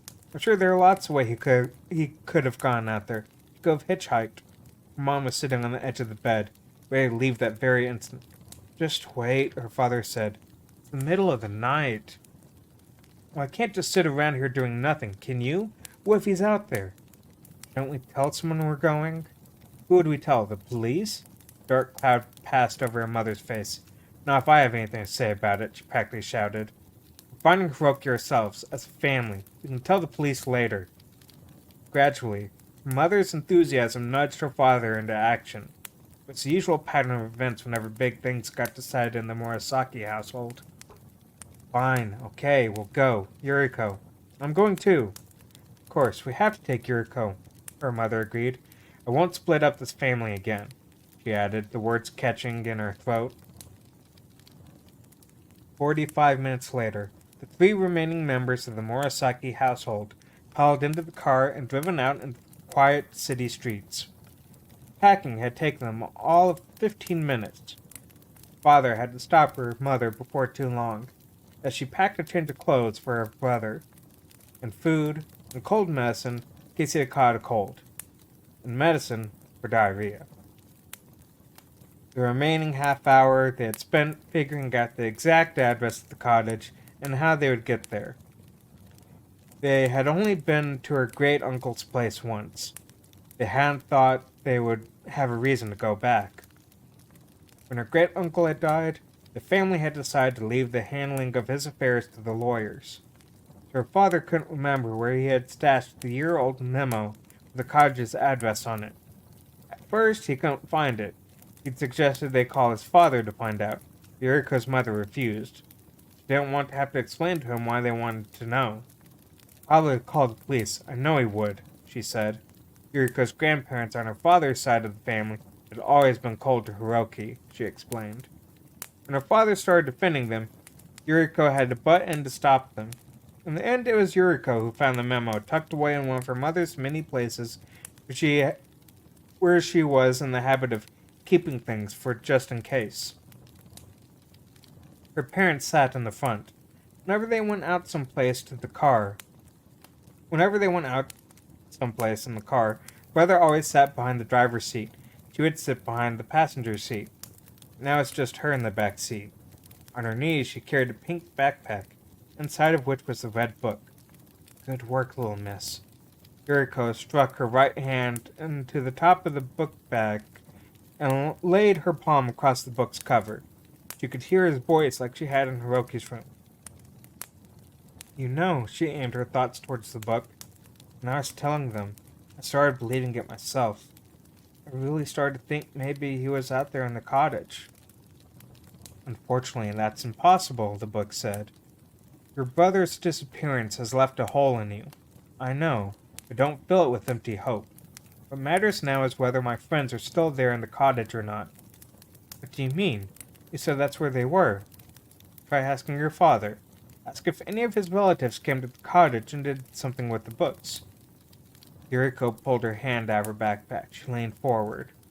Dad, remember when we went to visit the cottage? Do you think anyone went in there after us to clean up? Her father's eyes darted to the rearview mirror. If they have, I haven't heard about it. It's all there just like it was? Remember all those books? It's like a library. You think they're all still there? I should think so, Yuriko. If somebody did anything, my father or your Uncle Takashi would have told me. Takashi was one of her father's two brothers, the oldest in her father's family. Weren't they saying they couldn't find a buyer for the house? Her mother asked. She had a hand on the dashboard, like she was trying to push the car to go just a little bit faster. Just so remote out there. It wasn't even a proper road. And the building, it's getting pretty old. Yuriko remembered Uncle Takashi saying that if the location were just a little better, or the place a little better shape, it might make sense for them to put money into renovations and make it a summer cottage for the whole family to enjoy. But not like it is now, he had said. The place is a bona fide ruin. Those books, though. Takashi was talking about showing them to a specialist at some point. There are so many of them there. One or two might actually be worth something, Yuriko's mother said. Did your brother ever say anything about them, Yuriko? Her mother was sharp. Yuriko shook her head. Nope, but I remember he was pretty impressed by how many there were, and how great uncle must have collected them all by himself. That was true. When her brother had seen the reading room at the cottage, he had wanted to stay in there for hours. He said he thought there must be books from all over the world there. Check it out, little Yuri. Here's one in English, and here's one in French. I've never seen this language before. This one looks like it might be hundreds of years old. Hiroki always was fond of reading, her mother said in a soft voice. Come to think of it, it's been almost 5 months since we were there. I wonder if the place is locked, her father muttered, suddenly worried. If it were locked, he would have just broken in through a window, her mother said, urging Yuriko's father to drive faster. He shifted his grip on the wheel. Yuriko stuck her hand back inside the backpack. Mom really thinks he's there waiting for us. There's nothing you can do about that. She's his mother. But it's my fault. We're going to wimp out now because they're afraid of hurting your mother's feelings. We'll never make it to where we're going. Besides, the Red Book added, you should get some sleep. How can I possibly sleep? I'm not even sleepy. Then tell me what you know about the owner of the cottage, your great-uncle. You mean you don't know? Didn't my great-uncle buy you? I want to know what you know, so I can put what you know and what I know together. You don't have to explain it to me. Try to remember by yourself. I'll hear. Yuriko leaned back in her seat and started to remember everything she could about her great-uncle. The first time she had even heard about him had been about a year ago, in the summer, when the weather was still warm. They had been sitting around the dinner table when her father suddenly said, You know, it seems I have an uncle. Her father's father, Yuriko's grandfather, was an only child. He had no siblings. So how could a great uncle suddenly appear out of nowhere? Circumstances are a little complicated. My parents never mentioned it to us until now, her father explained to her mother, who was just as shocked as the children were.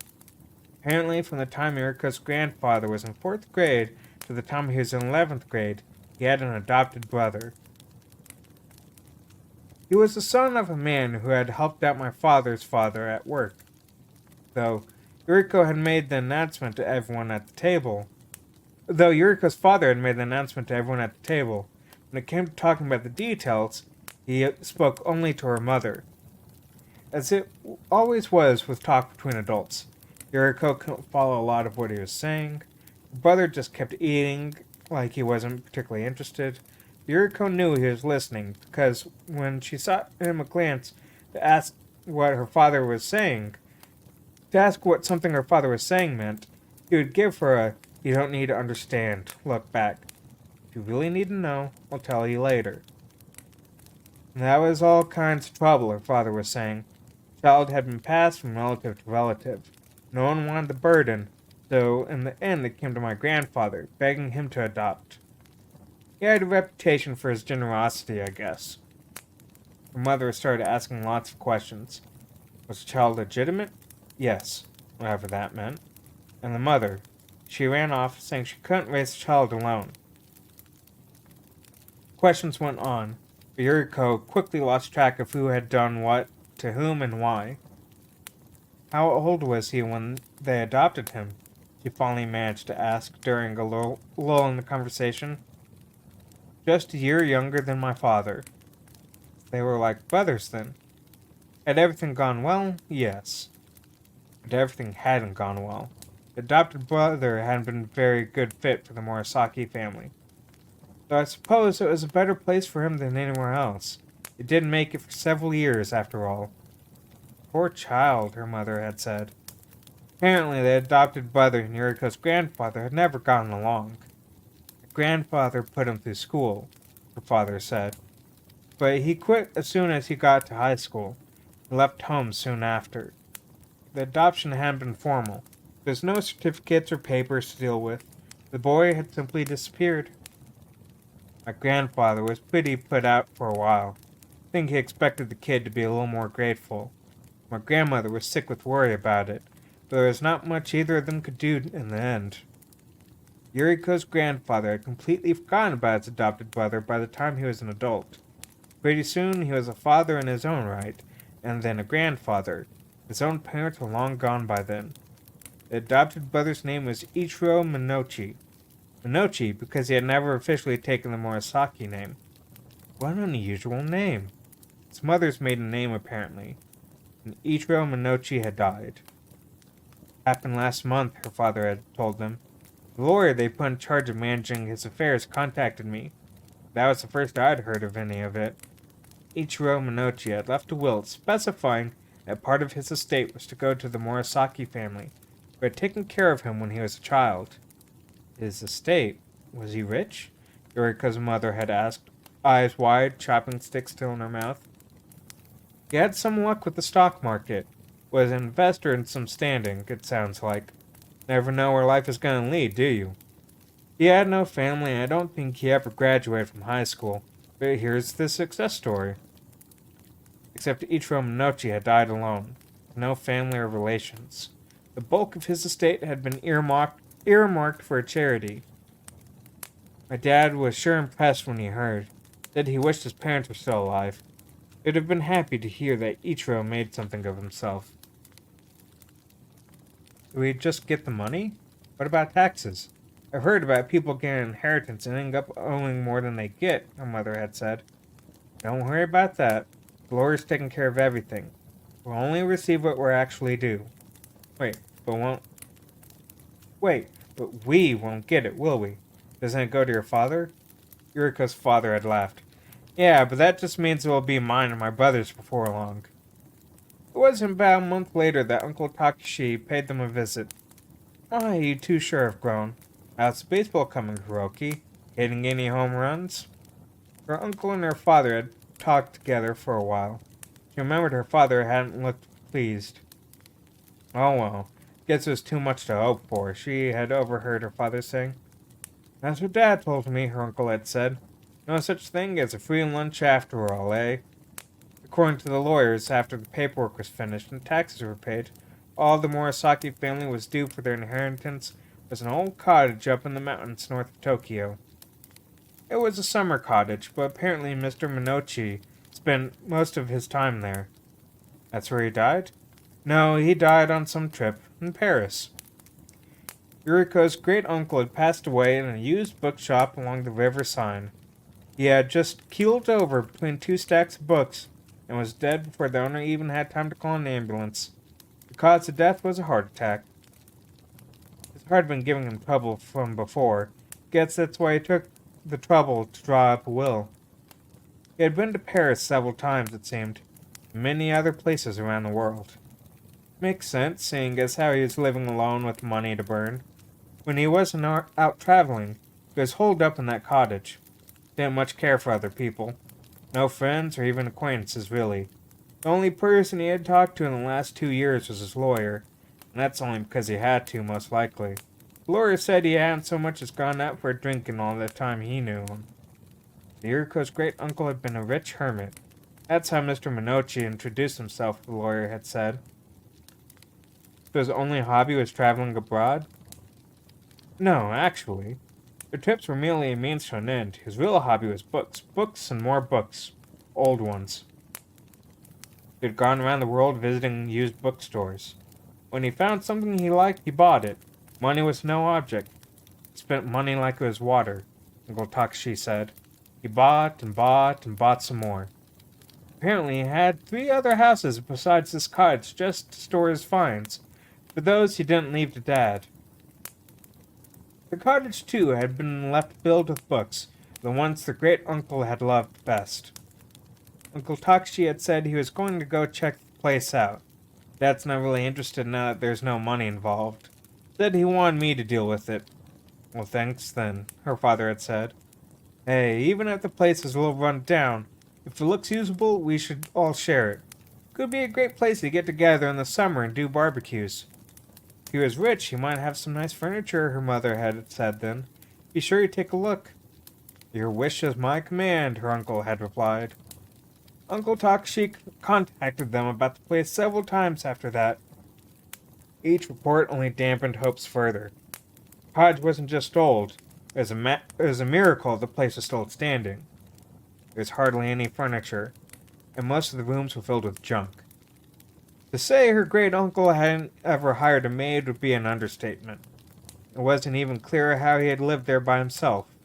When Uncle Takashi had turned on the water, nothing but rusty brown sludge came out of the tap. But there were books. Mountains of books. The walls of the largest room on the first floor, the reading room, were covered with shelves. That hadn't been enough to hold all the books, though. There were piles on the floor, too, Uncle Takashi told them. I took a look. Almost all of them were in foreign languages. Don't even have an idea how much they're worth. That was when the idea of selling them had first come up. We should probably get an expert to come take a look at them.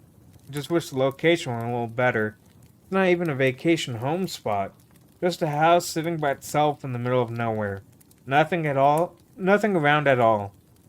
And once you're halfway through the mountains, the road isn't even paved. I don't think it's a public road either, because no one seems to have been taking much care of it. The first time I got there, I had to turn around and find a hardware store in the nearest town to buy some weed cutters and a shovel. Man, that was a lot of work. Guess we'd better deal with that before we try sending some book expert out there, her father had said. He might charge us double for the inconvenience, he chuckled wryly. Their inheritance was looking grimmer by the moment. How had her adopted great-uncle lived in such a place, such a house run by so many books? What had he thought of his life? Hadn't he been lonely? Hey, we should go take a look ourselves, was her brother who first suggested it. He worked on Dad until her mother got on board too. You know, I just don't trust her brother and his wife when it comes to assessing the value of things. They're just not greedy enough. They might have completely overlooked some hidden treasure. We should go take a look at the place too, see what I can see. Yeah, but Izumu and his wife went too. And they came home just as depressed as Takashi. Izamu was Yuriko's other uncle, her father's second oldest sibling. He had been married once, gone a divorce, and was now living with his second wife. They didn't have any children. Since both of them worked, they were by far the most well off of any siblings. Though they do tend to spend too much, her mother had said. And they might have an eye for quality, but they're too trendy. I bet they wouldn't know an antique if it hit them. When it came to matters of importance, Mom's opinion held the most weight. So when December of the year rolled around, Yuriko's family went on a survey expedition of the cottage. It was thankfully too cold by then for snakes or much vermin, but they'd still need grass clippers to get to the place. The memory jolted Yuriko back into the present. Let me take another sip.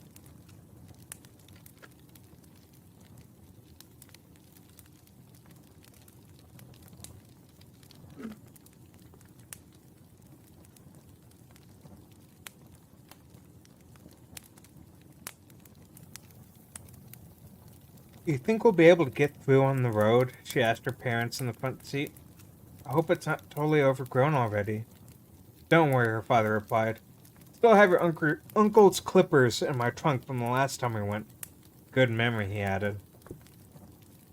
I'm sure your brother cut a path, her mother added quickly. Father had nothing to say to that. They were driving on the expressway now. The road was empty, save for the occasional trucker.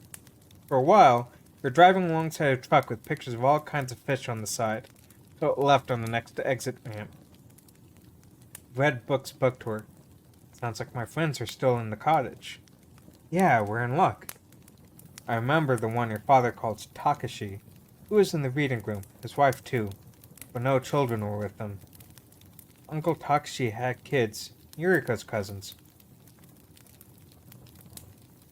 They're older than me and my brother. I doubt they go places with their parents much these days. Her brother had been heading in the direction himself. Ever since he had started middle school, he would make faces whenever talk came up of a family trip. Usually he would come up with some excuse so he wouldn't have to go, and even when there was no escape, he made it clear he didn't want to be there, though he always seemed happy to go out with the baseball team or friends from school. Daddy, her mother said, impatient. She sometimes called Yuriko's father that. What happened to the cottage after that, anyway? Does your father own it now? I suppose so.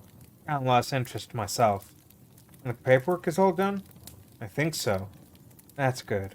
If Hiroki is there, at least he won't be breaking and entering. It's family property, after all. Her mother concluded, sounding pleased with herself. Father looked like he was about to say something, then abandoned it and focused on driving. That's funny, the Red Book said. Family seems to know hardly anything about the man who owned the building. Well, how could they? They never met him. Do they call him your great uncle? Doesn't that seem strange to you? It seems strange to me. Yuriko thought about that for a bit. Probably just because they don't feel comfortable calling him Ichiro, Mr. Minochi, that's all. That would sound like they were even more familiar with him, though, oddly enough. I guess so. That reminded Yuriko that her grandfather had said once that they should consider his late adopted brother to be family. It was the least they could do, seeing as how there was no one left to remember him. Grandmother had been worried about the grave. Who would wash it and make visits, she asked. He was a very solitary man. My great uncle, you mean? Yes. I was only in the cottage for 3 years myself, but it was immediately clear he lived alone. But the book added, he didn't seem lonely. Even though he lived alone? While she was waiting for his reply, Yuriko remembered something important. Wait, didn't you say the hero was there at the cottage with you? Does that mean the hero is a book too? Book answered, his voice so faint, Yuriko felt she had to press her hand harder against the cover just to hear it. That's right. So it was one of the books my great uncle bought. Yes.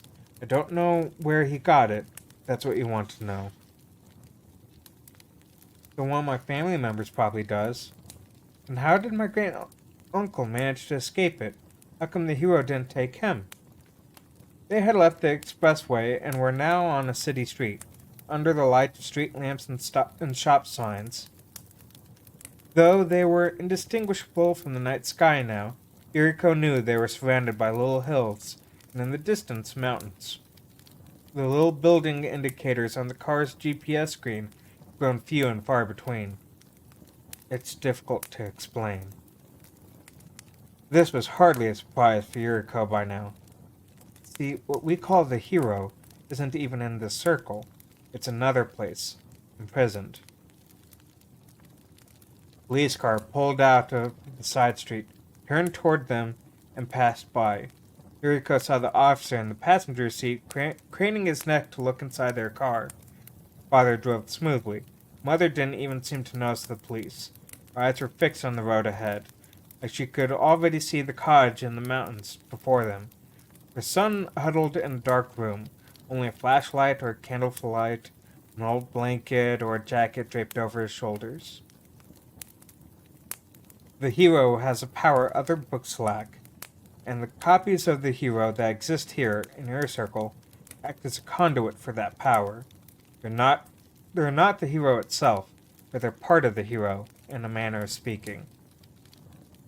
The book that Hiroki had found in Ichiro Minouchi's cottage had a copy. Yuriko had never heard of anything so strange, yet so intriguing. So what's the point of throwing the hero in prison if there are copies all over the place? Yuriko asked with all the indignant fury of a fifth grader could muster. The red book didn't flinch. If the hero were free to roam, it would roam throughout the circle, its copies multiplying freely. That we have as few copies to deal with as we do now, is thanks to the fact that the hero is imprisoned in the Nameless Land. The Nameless Land? Yuriko was pretty sure she hadn't heard of any place like that yet. She was about to ask the book about it when the car bounced suddenly and her backpack slid off her lap. Her hand lost contact with the book. They had just run out of paved road. Her father tensed on the driver's seat. Mother pushed with renewed intensity on the dashboard. Almost there now. Up this road, right? Pretty sure there's only one way to go. Yuriko caught herself so she wouldn't hit her head on the back of the seat, and managed to reach down and pick her backpack up off the floor. Outside the car, beyond the beams of the headlights, the night was pitch black. The wavering lights made it look like the trees that came looming out of the darkness were swaying their branches and dancing along the sides of the road. Who goes there, bringing light into our mountains at such an hour? Who is it who needs light to enter our woods? The leaves rustled, the branches swayed. Without realizing it, Yuriko shrank away from her window, her whole body tensed. Abruptly, the silhouette of the cottage appeared in the headlights. It was like it hadn't existed until that very moment, like it had been an animal, sleeping until the sound of the car's engine woke it and sent it lumbering into the light. Where the night sky and the mountains of the forest had seemed dark, the cottage was darker still, as if it had trapped inside it all the darkness from all the nights it had been left abandoned. Though the darkness in the air around it was free to leave at dawn, the darkness within the cottage was permanent. In the days and weeks it had sat there, the darkness had piled up, condensing. It looked like the weight of all that darkness had pushed Minouchi's cottage even closer to collapsing than it had been the last time they visited. The car stopped. Father turned off the engine. Time to get out, Yuriko. Yuriko was clutching her backpack to her chest as if it were a bulletproof vest. The last bit of overgrown road up to the house was short, but very steep. Keeping them from just driving up, her father had to use the clippers just for them to get to the cottage door. The grass and the weeds and the brambles had all grown tall. There was no sign that anyone had cut a path. Yuriko had tripped walking up it the last time they were here, found a chunk of old pavement stone in the grass. There had been several of the smooth, flat stones lying here and there. Her brother had noticed them when he came to help her to her feet. He hadn't said anything at the time. Later, when he was telling their parents about it, he suggested that Mr. Minouchi might have once been rich. but had since fallen on hard times. Her mother and father had looked at one another. Sorry. Mother and father had looked at one of the smooth cobblestones, then at each other. Must have been hard for him to keep this place in shape, her father had said. If he needed money, why didn't he sell his books, her mother had wondered. How had he gone all the way to Paris in search of old books, but not been able to pay for the upkeep of his own cottage? Okay, that's another break. My phone has been blowing up, so let me look at that real fast. Okay, and then let me get nothing major, so let me get some more water.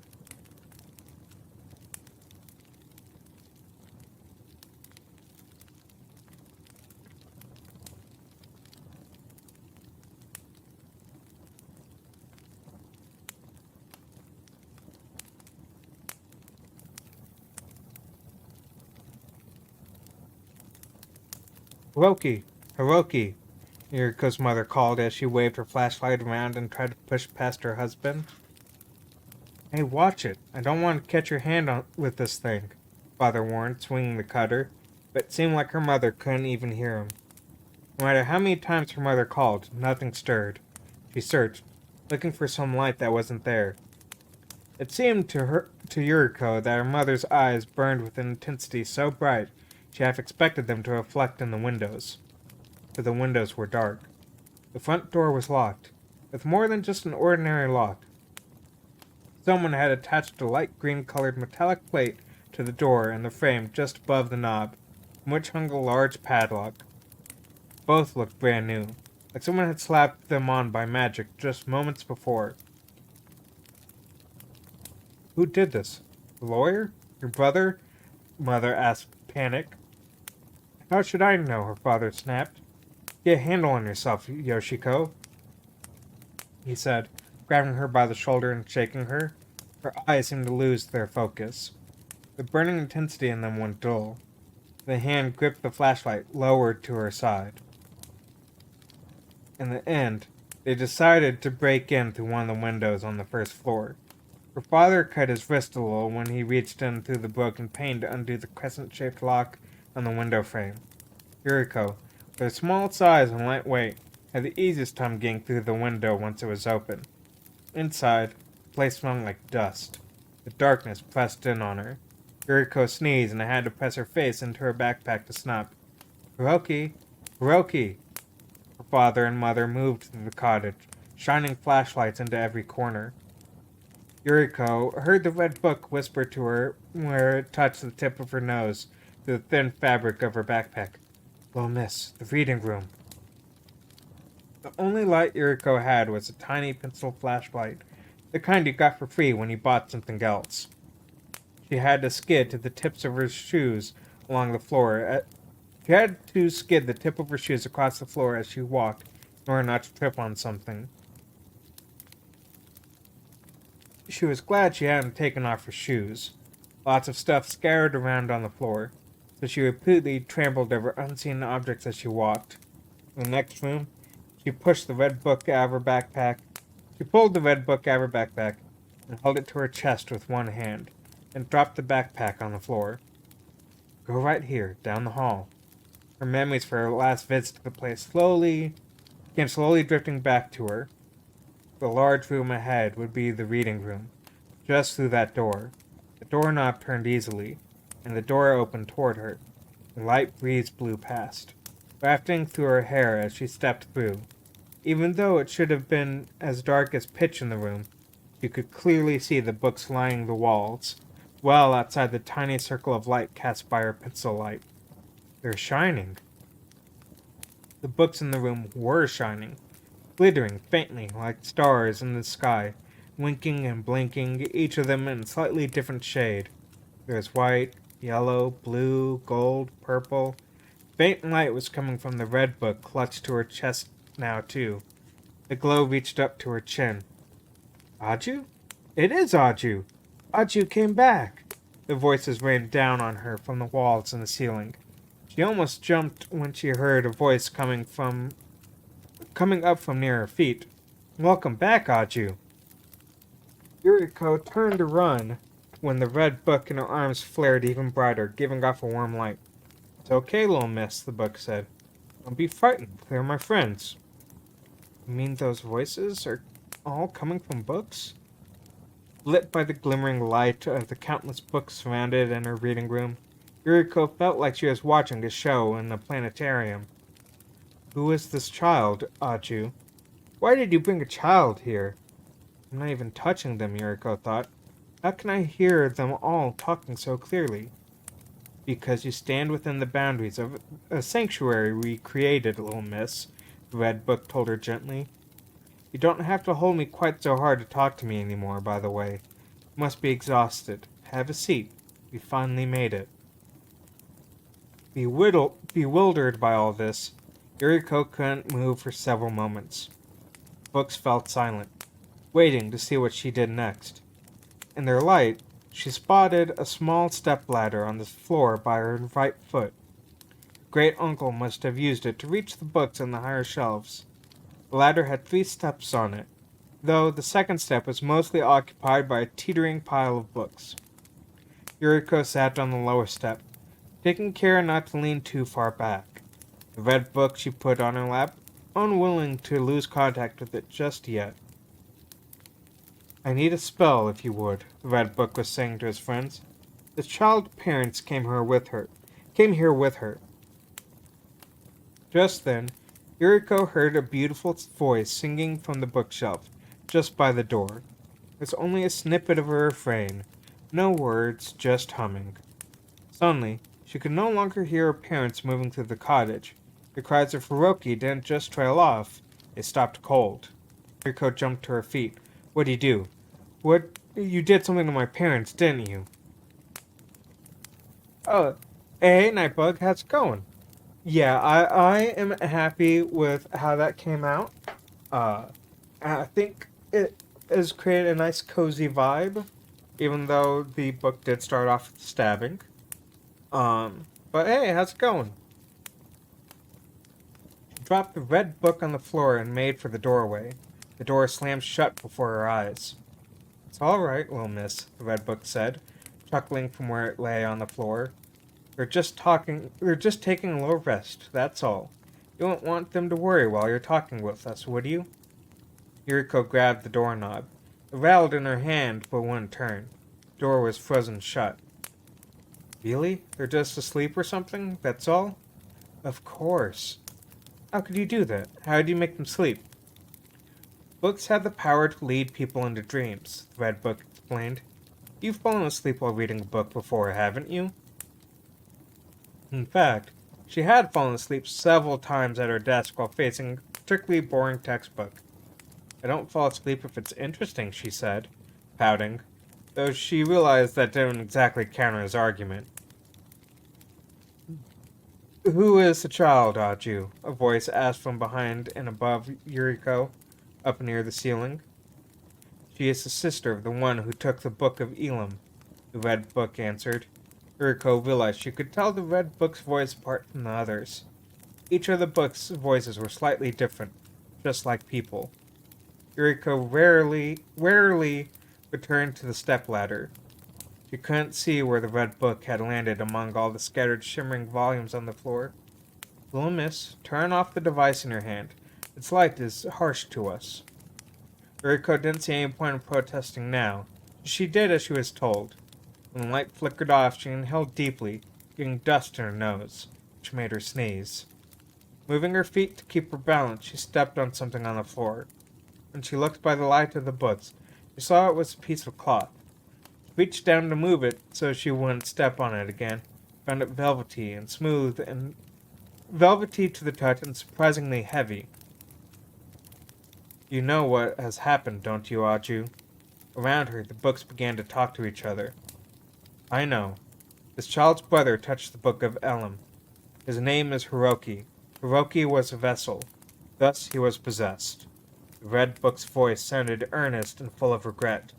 "I did everything in my power to stop it, but it was not enough. I am sorry." When the book said "I am sorry," Yuriko finally spotted its red glimmer. It had fallen on the floor on the other side of the stepladder. "You're called Aju? That's your name?" Yuriko asked. More or less, the book replied. It's a short form of my real name. Aju explained he was a dictionary, compiled around 3000 BC. Of course, I didn't look like I do now when I was first written. There were no leather-bound books in this circle back then. Yuriko didn't follow most of these details, but she understood one thing. Whatever was written in this red book was very, very old. Where were you made? In a land called Babylonia. The red book explained it was a beginner's dictionary of spells. Yuriko laughed out loud at the thought of there being a beginner's dictionary for something like that. This is all starting to sound like some kind of fairy tale, she said, but the red book, Aju, didn't join in her laughter. The sound was swallowed up by the silent glimmer of the books. Aju, one of the other books said, This child Hiroki was not merely a vessel. He was the last vessel. What? Aju practically shouted. Hiroki had never heard him raise his voice like that before. Books all began to talk at once. Child Hiroki was not merely possessed. He has become the summoner. It is free. It has escaped. The first bell rings in the nameless land. The hero is free. The prison has been broken. Everywhere, all around her, the books were speaking. It was like she had been thrown into the middle of a flock of birds, all squawking in whispers. All the books were talking, winking and blinking like stars. Yuriko grew dizzy. She felt sick. Stomach rose in her throat. She screwed her eyes shut and was about to clap her hands over her ears when one of the books said, The end is coming. All the books felt silent. Her fingers were already loosely over her ears. Yuriko could still hear the words creep in. The end is coming. The end of the world. She looked up to see the books in the reading room glittering like gemstones at the bottom of a pool of water. She stood in the middle, bathed in their eerie light. What does this mean? A familiar voice asked. Yuriko stretched out a hand, snatching up Aju from the other side of the stepladder. What are they talking about? Tell me. Explain so I can understand. Yuriko whirled around, the book in her hands, and opened it to the very middle, pressing her face into its pages. She could see the tight lines of its code-like letters. Miss, oh, little miss, Aju said, its voice trembling, dizzy from the quick motion. Please, calm down. Hurting me won't help anything. I want you to talk to them. Tell the books here what you saw your brother do. No, I want you to explain it to me first. What was the Book of Elam, in the Nameless Land? Whoever heard of a place with no name? What country was that in? The Book of Elam is one of the copies in which the story of the hero is written. It's the name of the book your brother took from here the same day he took me. He thought he needed me to read it. The letters written in the Book of Elam and the letters written in Aju were very similar at first glance, the book explained. They looked the same, but their formation and their history and the people who made them and used them were entirely different. Still, your brother is very smart to realize that I am a dictionary. However, the book explained, he didn't think her brother had planned to decipher the books all by himself. He was probably planning on showing me to one of his teachers. No, Aju, that is not the way of it, said a weighty voice from behind Yuriko. From the moment the child touched the Book of Elam, he was defiled. Then why did he need me? Aju retorted. No, he was simply curious, that's all. He flipped through the pages of several other books, comparing the writings within, before choosing me. You all remember that. A vessel is only a vessel, nothing more, another voice said coldly. Don't talk about him that way. Hiroki is this little girl's brother, Aju replied, his voice sad. Although she couldn't follow their entire exchange, Yuriko realized Aju was trying to protect her.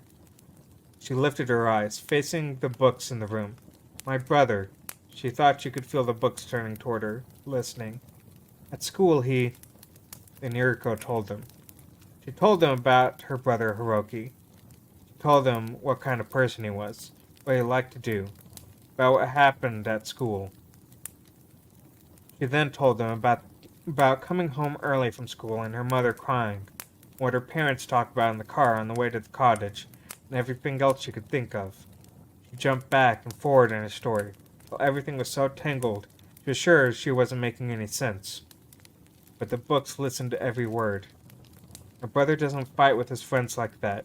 He would never stab someone, Yuriko told them. Now it was her turn to protect her brother.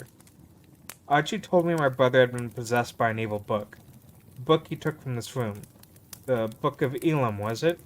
That's the evil book's name, right? It can possess people, right? The book is this hero you all talk about, isn't it? The book made him hurt his friends. Made him kill the boy even though he didn't want to. I saw the hero. I saw his shape. Even I couldn't see his face. Even if I couldn't see his face. His funny pointed crown and his tattered cape. My brother bowing his head to the floor in front of him. The hero was standing in front of him, like he was proud. He tricked my brother, I know it. There's no way he would do what he did otherwise. No way. No way. Yuriko was out of breath, and her story was finished. Even though there was so much more she could say, so much more she could tell them. This girl, Aju said when she had fallen silent, wants to help her brother. She wants to go find him. Books began to blink faster, the light waxing and waning. I told her it was impossible, reckless. Of course, I didn't yet know what I know now, about it being free, about Hiroki becoming the summoner. Now that this has come to pass, someone must go recapture the hero. Is this girl not qualified? Aju asked the books. The room was silent. There was only a faint glow and more blinking. For the longest time, no one, that is, no book, said a word. Yuriko was tense at first, but she had almost grown bored by the time the weighty voice from the top shelves broke the silence. If we are to speak only of qualifications, then you are most likely correct. But Aju, do you truly believe it proper to further burden this young child who has already suffered so much? Yuriko found the book that was talking, a large tome that winked with a deep green light. She was able to spot it easily because when it talked, the light from the other books dimmed, as though they were holding their breath. It's not about whether it's proper or not, Aju insisted. She's saying she wants to go look for her brother. She's begging to go. Only because she does not know how hard a path it is to walk. You can handle it, can't you, little miss? Aju asked. You don't care how hard it is, as long as you don't have to go back to your life the way it was, right? Aju told the other books how the students picked on Yuriko at school. Which is why you decided to go look for your brother, right? It was true that was what she had told Aju before. But now, in this bewildering place, hearing all the books talking and faced with the prospect of even more hardship, Yuriko's resolve was shaken. She was ready for some difficulties for sure, but how much could she take? Will it be that hard to find him, she asked. Don't tell me you've lost your nerve already, Aju wailed. Or, have you not made up your mind yet? No, I made up my mind, but more than anything else, it was the word she had just heard that bothered her.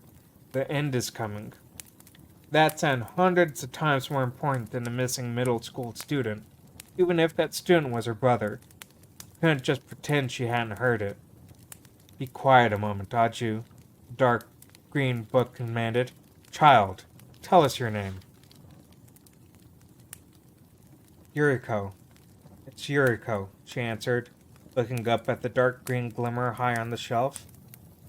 Yuriko, you may call me the Sage. The book's voice was raspy, like an old man's. I was friends with the master of this house. My great-uncle? With Mr. Minochi? That's right.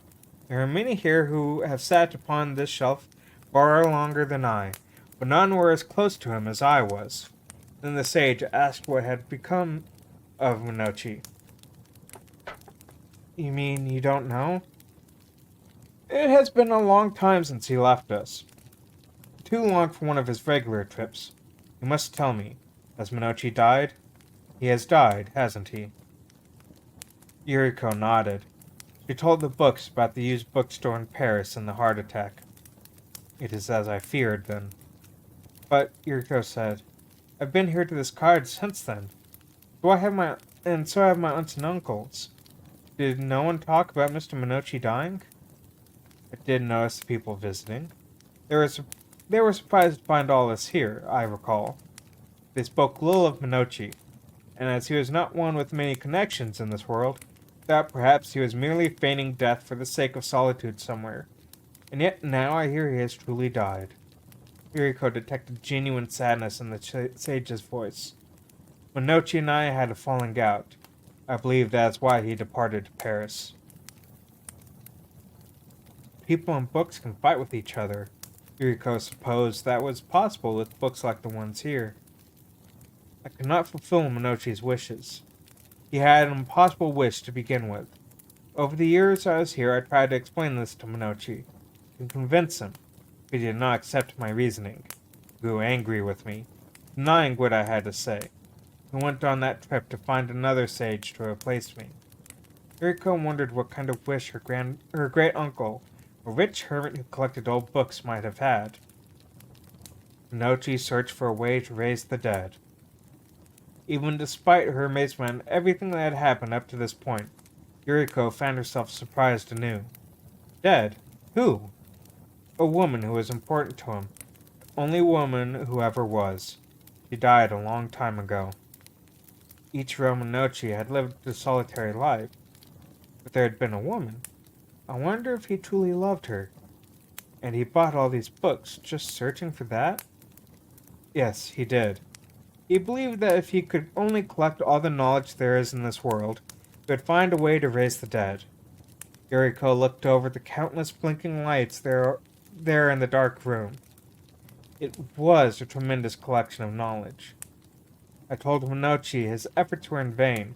There is no book possessing a technique by which one can raise the dead.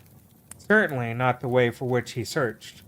I urged him to choose a different story, but he would not listen. Yuriko raised an eyebrow at the word story.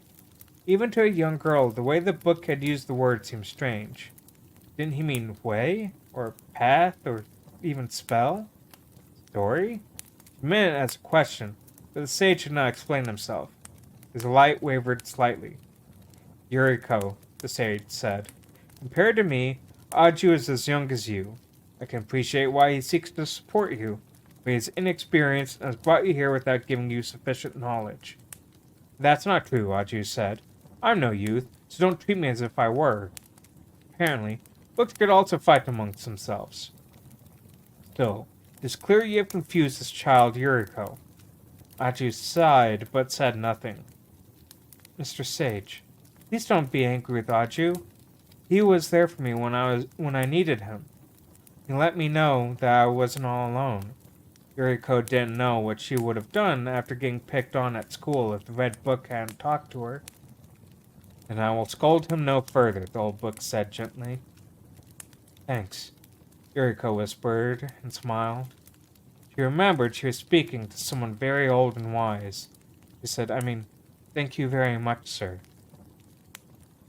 Yuriko, before we speak of anything else, there is something which you must decide. She had a choice, the book explained. She could either wake up her parents now and go home, or stay here and listen to what the book had to say. Of course, you may listen to me, then depart after that if you wish. But it will be a tale long in the telling. I'm afraid you will worry for your parents. This house is cold. It was true. Yuriko was shivering herself. If she left her parents out there sleeping, they might freeze to death. Can't you cast a spell to make it warmer? She asked. It is not impossible, the sage said, a hint of laughter in his voice. Do I take it from your question that you do not intend to leave us now? Yuriko nodded. She would stay. You are a strong-minded child, the book said. She wasn't sure whether that was meant as a compliment or not. Are you afraid of being picked on at school?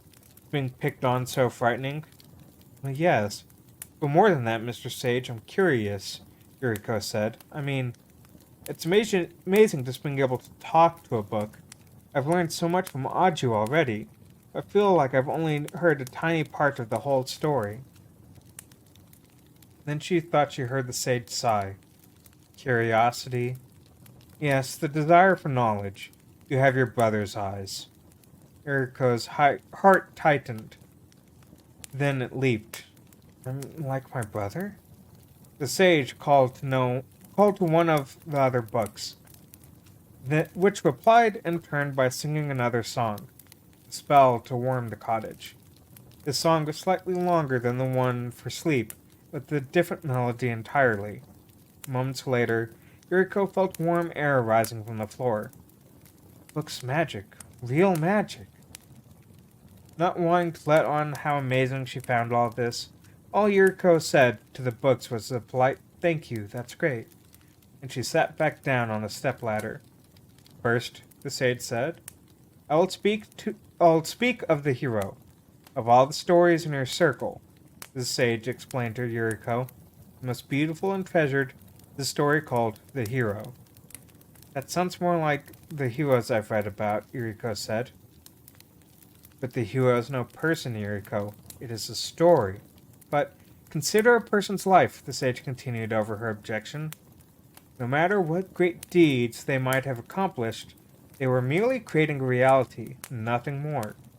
Only when we have thoughts, and the telling of thoughts, those thoughts become stories, is the hero first born. What we think, we tell, and are told are all stories. But the hero is a story that is the source of all the greatest deeds. The hero who exists in your circle all spring from this original story. They are like copies. The story called The Hero came first. When people in the world do something great or upstanding, they are called heroes, the sage went on. And when their stories are told over the years, it means a copy of the hero has been created. Because these copies of the hero are themselves stories, they in turn feed the strength of the original story. Now, stories run in a cycle. As history progresses, all manner of heroes are born and their great deeds are told again, increasing the hero's power. In this way, a more beautiful, more noble story is formed, larger and stronger with each retelling. Well, what's so bad about that? Yuriko interjected. Wouldn't a bigger source of the hero make better copies? Wouldn't there be even more heroes in the world then? If that were all of it, it truly would be a wonderful thing, the sage agreed. Yet, he continued, his tone darkening, if a beautiful, noble story shines very brightly, then the shadow it casts must also be very deep. The shadow, too, is the hero. Like a coin, the story must have a front and back, right and wrong. Light and darkness always exist together. There is no one who might separate them. It is impossible. If the light is strong, shadow is deep. In the original story of the hero, there is darkness and evil in equal measure to light and good. Both sides grow together in a contest that continues to this day. This, the sage said with a sigh, also holds true for the copies produced by the source. The heroes of your circle are ever a combination of light and dark, and the dark side of the source if the dark side of the source should deepen, so too does the dark side of the copies deepen and grow stronger. The light leads to all that is good, and the darkness presides over all that is evil. The sage winked slowly once, looking down at Yuriko. Now, the book asked her, what do you think happens when the darkness grows stronger? What do your thoughts tell you? Yuriko spent a while listening to her thoughts. I think, she said after a moment, that more bad things must happen. Correct, the sage replied. In this circle, there are many strong shining lights, and just as many dark, stagnant pools of malevolence. It is overflowing with both. Which is why the original story, the hero, when placed under lock and key. Stop the source, and you stop the cycle. While you cannot sweep away the light and the dark that already exist in this circle, you can prevent them from further increasing. So they had stopped the great cycle, keeping it small, and hopefully more manageable. Like turning off the faucet so no water comes out, Yuriko ventured. And then you just use what you already have in a bucket or whatever, over and over again. To Yuriko's surprise, the sage laughed. An old man's dry chuckle. That is a most interesting comparison. I believe you have understood me quite well. Yuriko felt like she had just scored 100 on a test. But she addressed the sage. There's something I don't get. What's this circle you keep talking about? Achu had used that word too. She had already figured out that it meant the world and everything in it. She couldn't understand why they had to call it a special word. And something told her that was important to know. Why don't you just call it the world? Because the world is not a circle. Because the world is only what it is, and nothing more. Yuriko frowned. I'm not sure that made a bit of sense. This world, in which you live, was here before the world of men was born, the sage continued, heedless. And this world is more than just the world of men. It is the skies, and the earth, and all living things. Everything around you is part of this world. Not so a circle. A circle is born of words. It only begins to exist the moment men first attempt to understand the natural world around them. It is power. It is desire. It is hope, wishes, and prayer. It is all of these things. This was starting to get difficult. Yuriko's brain had to work overtime to follow what the sage was saying. The circle is the world of people? People are part of the circle, yes. Aren't all those things you talked about, like prayer and wishing, things that people do? How can we just be one part of the circle? Do people not try to understand things that cannot be seen?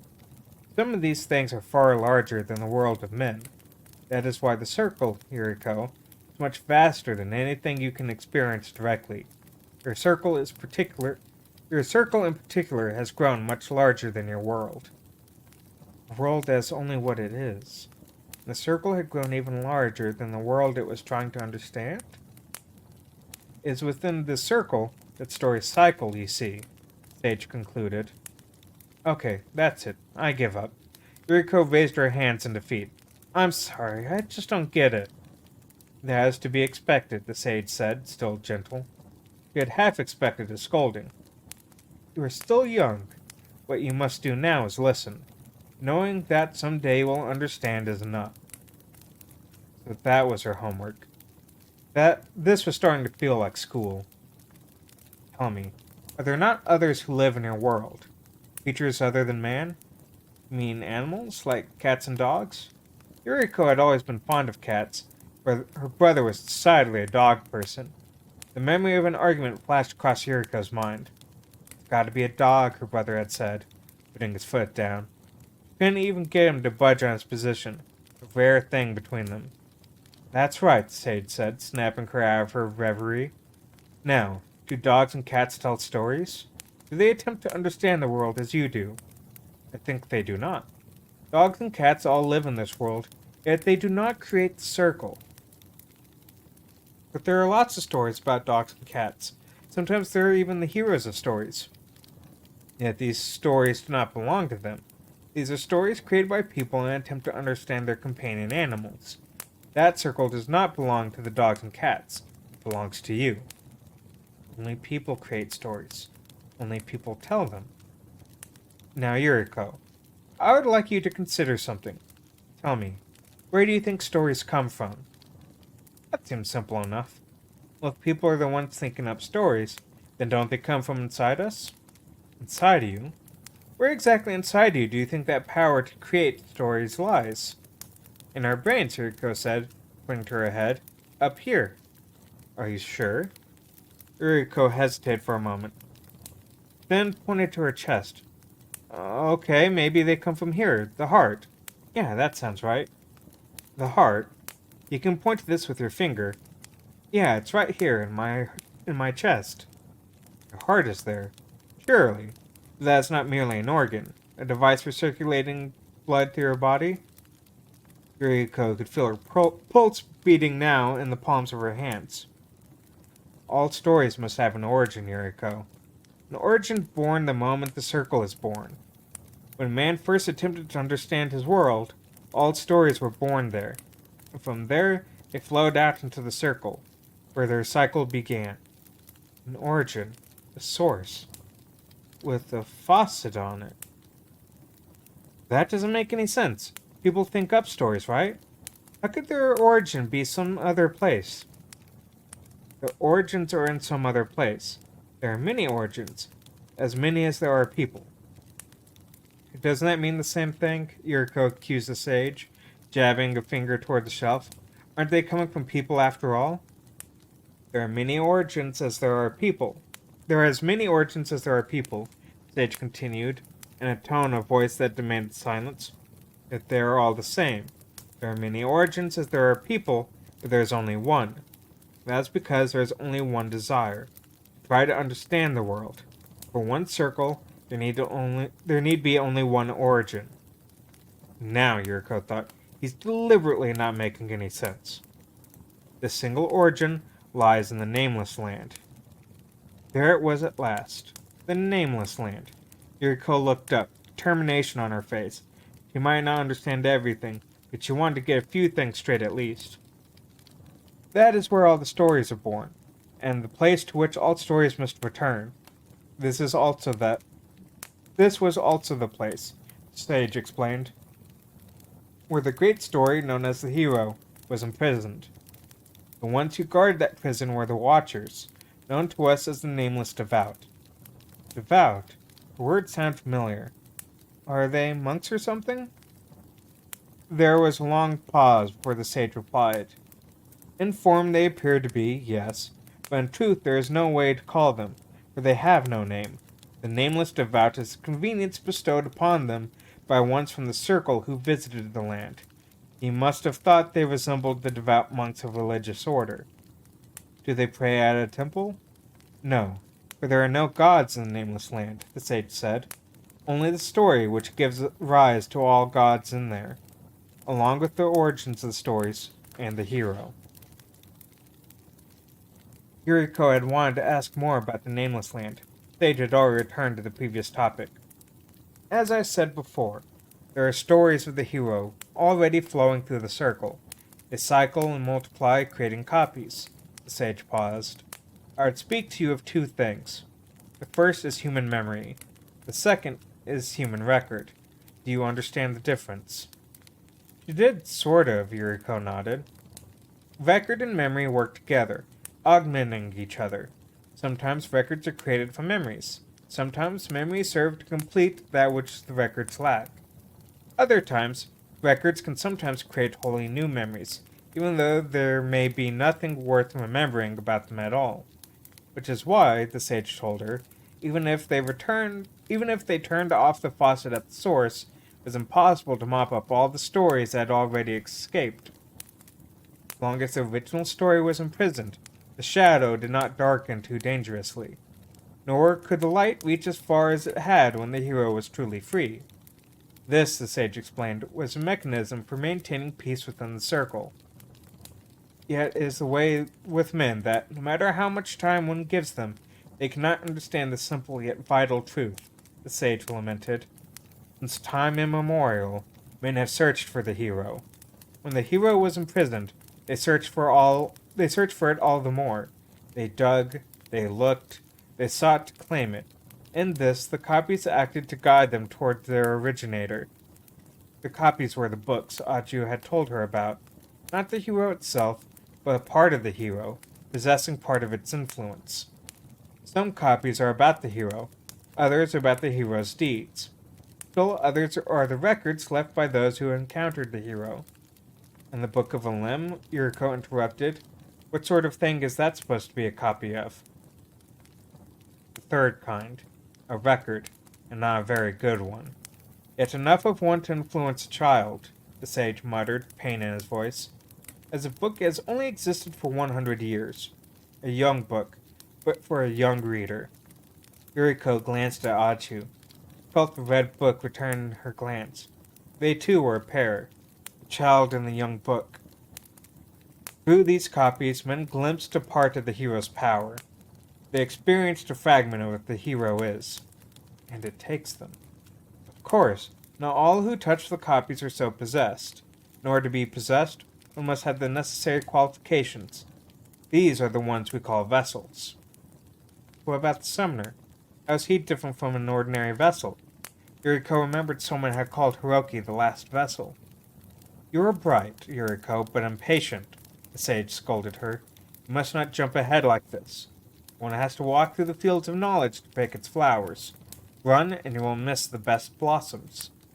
Yuriko sat quietly, so the book wouldn't think she was trying to run ahead again. What does a person need in order to become a vessel, you ask? Only one thing, and they must have it at the moment they touch the book, or it will not take them. They must have anger. The shadowy parts of the hero favor human anger above all other emotions. Do you mean my brother was angry at someone? The room was silent. Maybe I'm running ahead again, Yuriko thought to herself, despondent. When the sage spoke again, he did not answer her question directly, but instead observed. Those who live in this circle, including yourself, seem to always think of the hero as something good and beautiful. They point to the hero's light parts and call it so, which is why, when it falls to us to explain the truth of the hero, as I do to you now, there's always this confusion, this inability to understand at first. He was probably right. Yuriko felt like things had only gone more and more confused in her head since she started talking to the books. Yeah, she agreed. Then let us call it by a different name. The good of the hero shall be called the hero. You have always thought of it.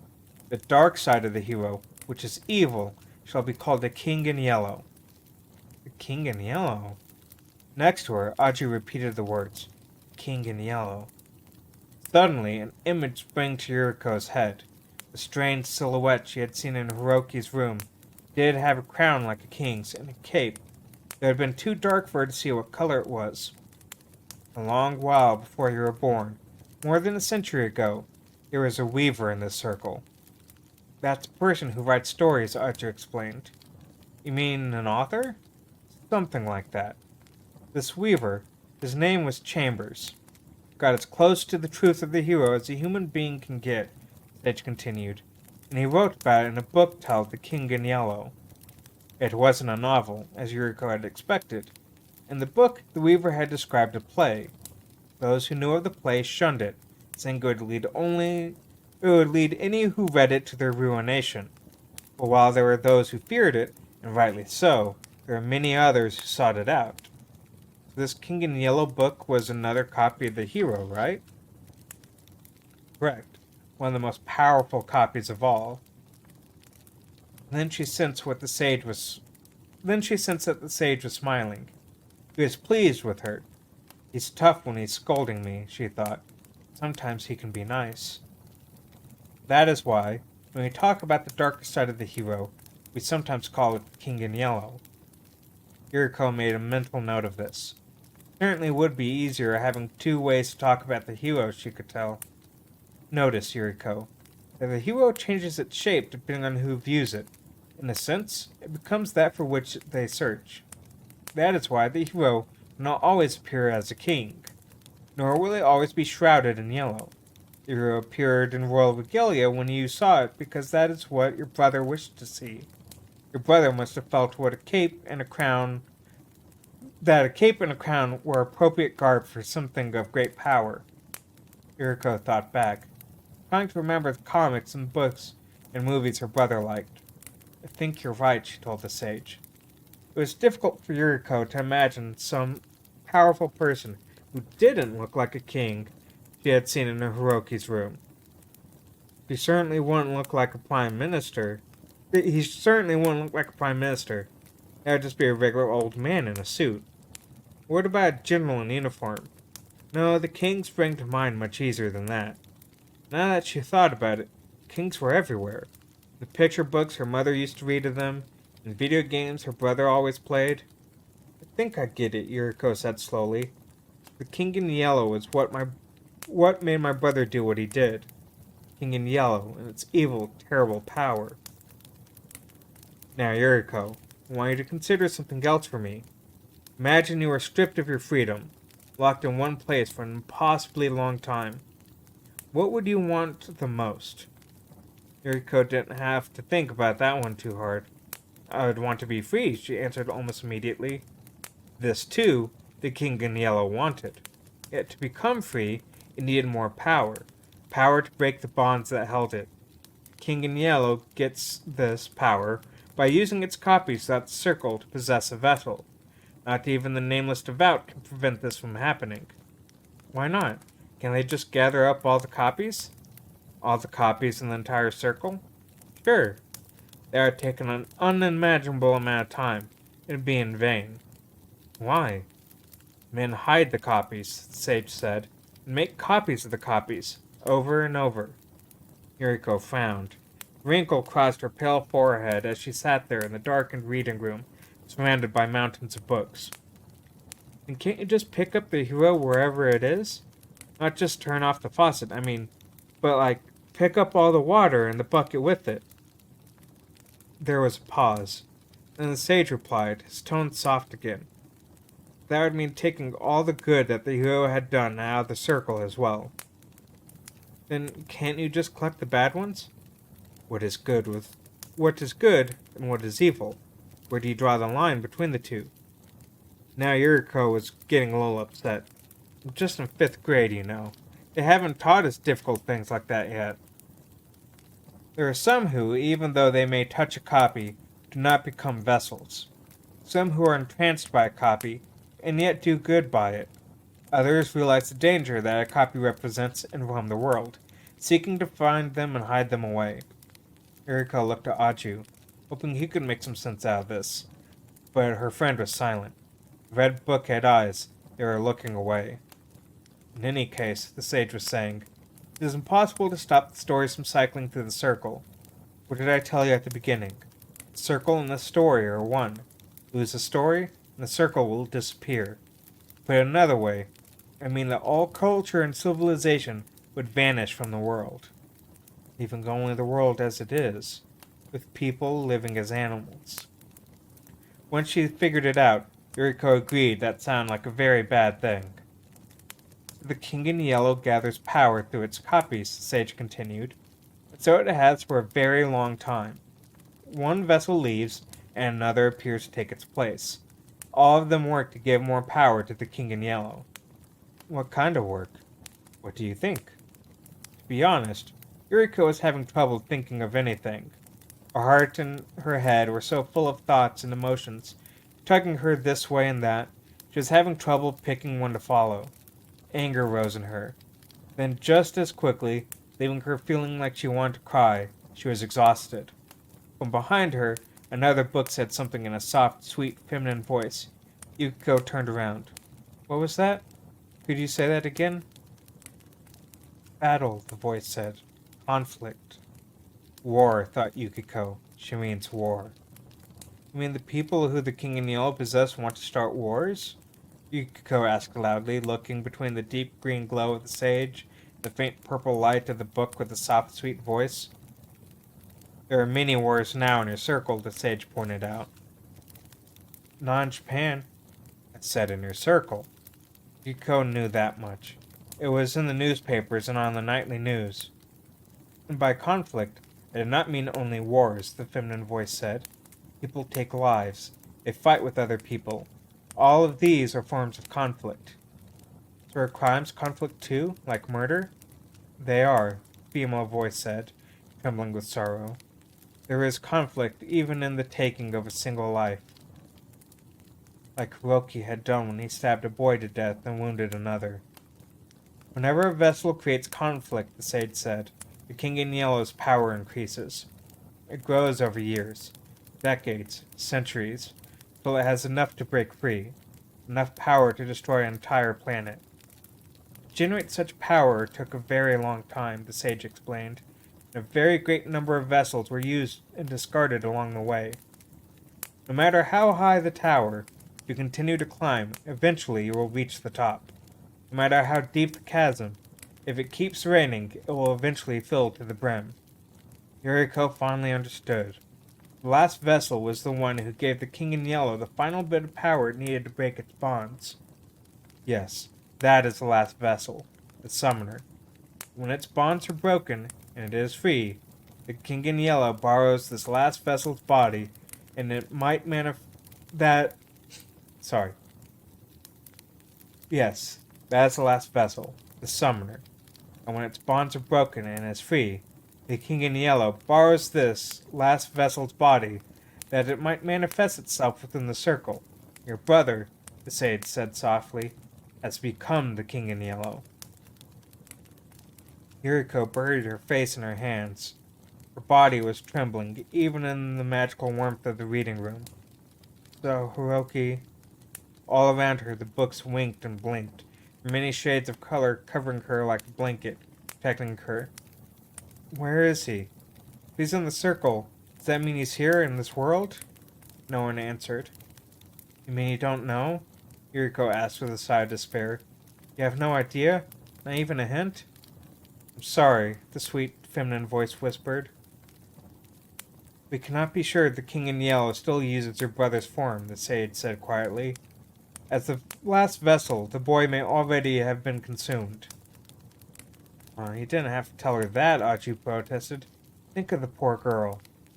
As you thought of her when you brought her here, Aju? Aju fell into a sullen silence.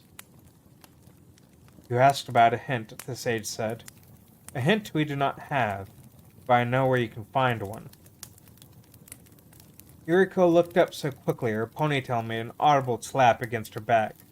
Really? Were you visiting the Nameless Land? The devout there might be able to teach you something. Perhaps they will even aid your cause. And perhaps you will be able to aid theirs. Yuriko remembered something Aju had said. I'm qualified, right? Yes, because you are the same flesh as the last vessel. And because I'm a child. Why can't adults leave the circle again? Because adults carry with them the stain of too many stories. Were they to steep into the Nameless Land, they would not be able to maintain their current form. They would likely not even be able to remain as people. Yuriko didn't understand all this. The gist of it seemed clear enough. It had to be her. Mother or father couldn't go. Neither could the police or the army. Or you could just leave it be, Yuriko, and do nothing. Yuriko's eyes went wide with surprise. What'd he just say? You are still young and weak. You need not take on this burden. But if I don't, won't the world be destroyed? No, the circle will be destroyed. What's the difference what you call it? If the circle is destroyed, another will take its place. Yuriko, the circle will not die immediately. It still has time. Enough time, perhaps, for you to become an adult, grow old, and live a full life. You must not forget, Yuriko. It is the hero that has broken free of its bonds. A story that combines both the good hero, as you know it, and the King in Yellow. When the hero appears in your circle, it will not appear only as great evil. It will not only appear when the hero enters. Sorry, I'm having a lot of trouble reading this part for some reason. When the hero appears in your circle, it will not appear only as a great evil that is the king, but will also be great good to match it. Your circle won't be destroyed just like that. It's going to be a war, isn't there? A war between good and evil. The sage winked twice as if to nod. Yes, many people will be involved in that war. You will not be fighting it alone. Even if you do fight, you can wait until you are grown to do so. And Aju glimmered brightly in the darkness, trying to catch her eye. Little miss, I thought you should know that there are people in the circle who have already sensed that the hero is free. Grown-ups too, not children. It won't be long before they act. Who? What kind of people? People who have traveled the world looking for copies. Remember what the sage said? There are those people who seek out the copies so they can hide them. And those who seek to study the copies and learn the true nature of the hero, the sage added. And those who would use that knowledge as a fortress to defend this circle from the King in Yellow. These people would follow the hero's every move, the sage told her, and acquire the knowledge they needed to hunt down the King in Yellow. We call these people the wolves, because they have keen noses, sharp fangs, and swift legs that never tire. So, Aju added as brightly as he could muster, you could just leave the fighting to them, little miss. You don't have to do this. Yuriko mulled over what the two had said, weighing their words against each other. Her heart was racing so fast. She found it hard to even think clearly, but she did what she could to focus. She combed the tangles out of her disheveled hair with her fingers and sniffled. Something along the line, she had gotten a runny nose. Somewhere along the line, she had gotten a runny nose. Will these wolves save my brother? She asked at last. That was where all her thoughts led. To her brother. Neither the sage nor Aju replied. Even the book with the sweet female voice was quiet. They won't, will they? Yuriko said, answering her own question. Why would they go out of their way to do that? And besides, if they waited any longer, they might run out of time. I have to go save my brother, she said with finality, and a shiver ran through her. At the same time, a shiver also ran through every book in the reading room, like a collective sigh. So that is the way of it, then, the sage said, his voice echoing. Yuriko looked up. You're already part of the hero's story. Me? Part of the hero? Do not forget, child. Make yourself remembered. Say it to yourself in the morning when you wake, and at night when you lay down to rest. The hero and the king in yellow are two sides of the same coin. Are you sure about this? Aju asked, his earlier confidence gone. She's just a little girl. We will send Yuriko to the Nameless Land. But it's okay, Aju, Yuriko said, gently stroking the book's cover. I'll do my best. I won't be alone. I'm sure I'll find someone to help me in the Nameless Land. And even if I don't, I'm sure I'll come across the wolves while I'm looking for my brother. They'll help me for sure. Even if I have to start my journey alone. Wait, I know, Aju shouted. Why don't you look for the wolves here first? I'm sure that Minochi had encounters with the wolves. Maybe some of them even visited. You think so? Yuriko asked, feeling a light of hope go on inside her. You mean one of Mr. Minochi's friends? We do not know who might be. We do not know who might be or where, the sage responded. Minochi was wary of the wolves. We would not have invited one here to his home. There had been some visitors who might have been wolves, the sage explained, but her great-uncle had always turned them away at the door. Maybe he took down an address or something, Gaji suggested, unwilling to give up easily. He might have gotten a phone number. Like in an address book? Right. Seen one anywhere? Yuriko had not. Her great-uncle did have anything of the sort. She supposed he probably have had it with him when he collapsed in Paris. Yuriko had no idea who might have it now. Then you should start by trying to find that. You could wake up your parents and ask them. Yuriko hesitated. Seemed like a good idea. If she woke up her parents, she'd have to try to explain the whole story to them. That would take forever. Aju, do you think you could explain it to my parents for me? Of course, Aju said enthusiastically, but the sage cut him off. Even were the girl's parents to see the truth with their eyes and hear the truth with their ears, they would not believe it. Why not? Aju calmed down and think about it for a moment. I believe you already know why. Placed in the same position as Yuriko had been, folks would doubt before they believed. They would doubt their own eyes and ears and their sanity. There was a long pause before Aju glumly agreed. You're right. It was as the sage said. Yuriko closed her eyes and stood up from the stepladder. I haven't come this far just to sit around and do nothing. Then first, Yuriko, we must fashion your replica. A replica? Were you to leave your parents here alone, would they not be worried about you? They sure would, but how? What exactly do you mean by fashion your replica? It is best you see for yourself, the sage replied. He then called out, Vigesta. A book answered from Yuriko's left, from a shelf just about the height of her head. Step toward me, miss, said a soft female voice, and hold out both hands in front of you, as if you would. And hold out both hands in front of you if you would. I would fly to you, so please catch me. Yuriko stuck out her hands, and a black velvety book fell into them. Let us begin, the book said. First, I need a strand of your hair. And that concludes chapter 2. And that will also be where I conclude today's stream. Let me find someone to raid. I appreciate everyone for coming out.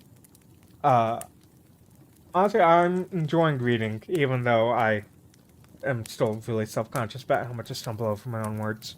But I don't know, I think it's fun reading it. I will send y'all over to... I'm gonna send y'all over to Joey again.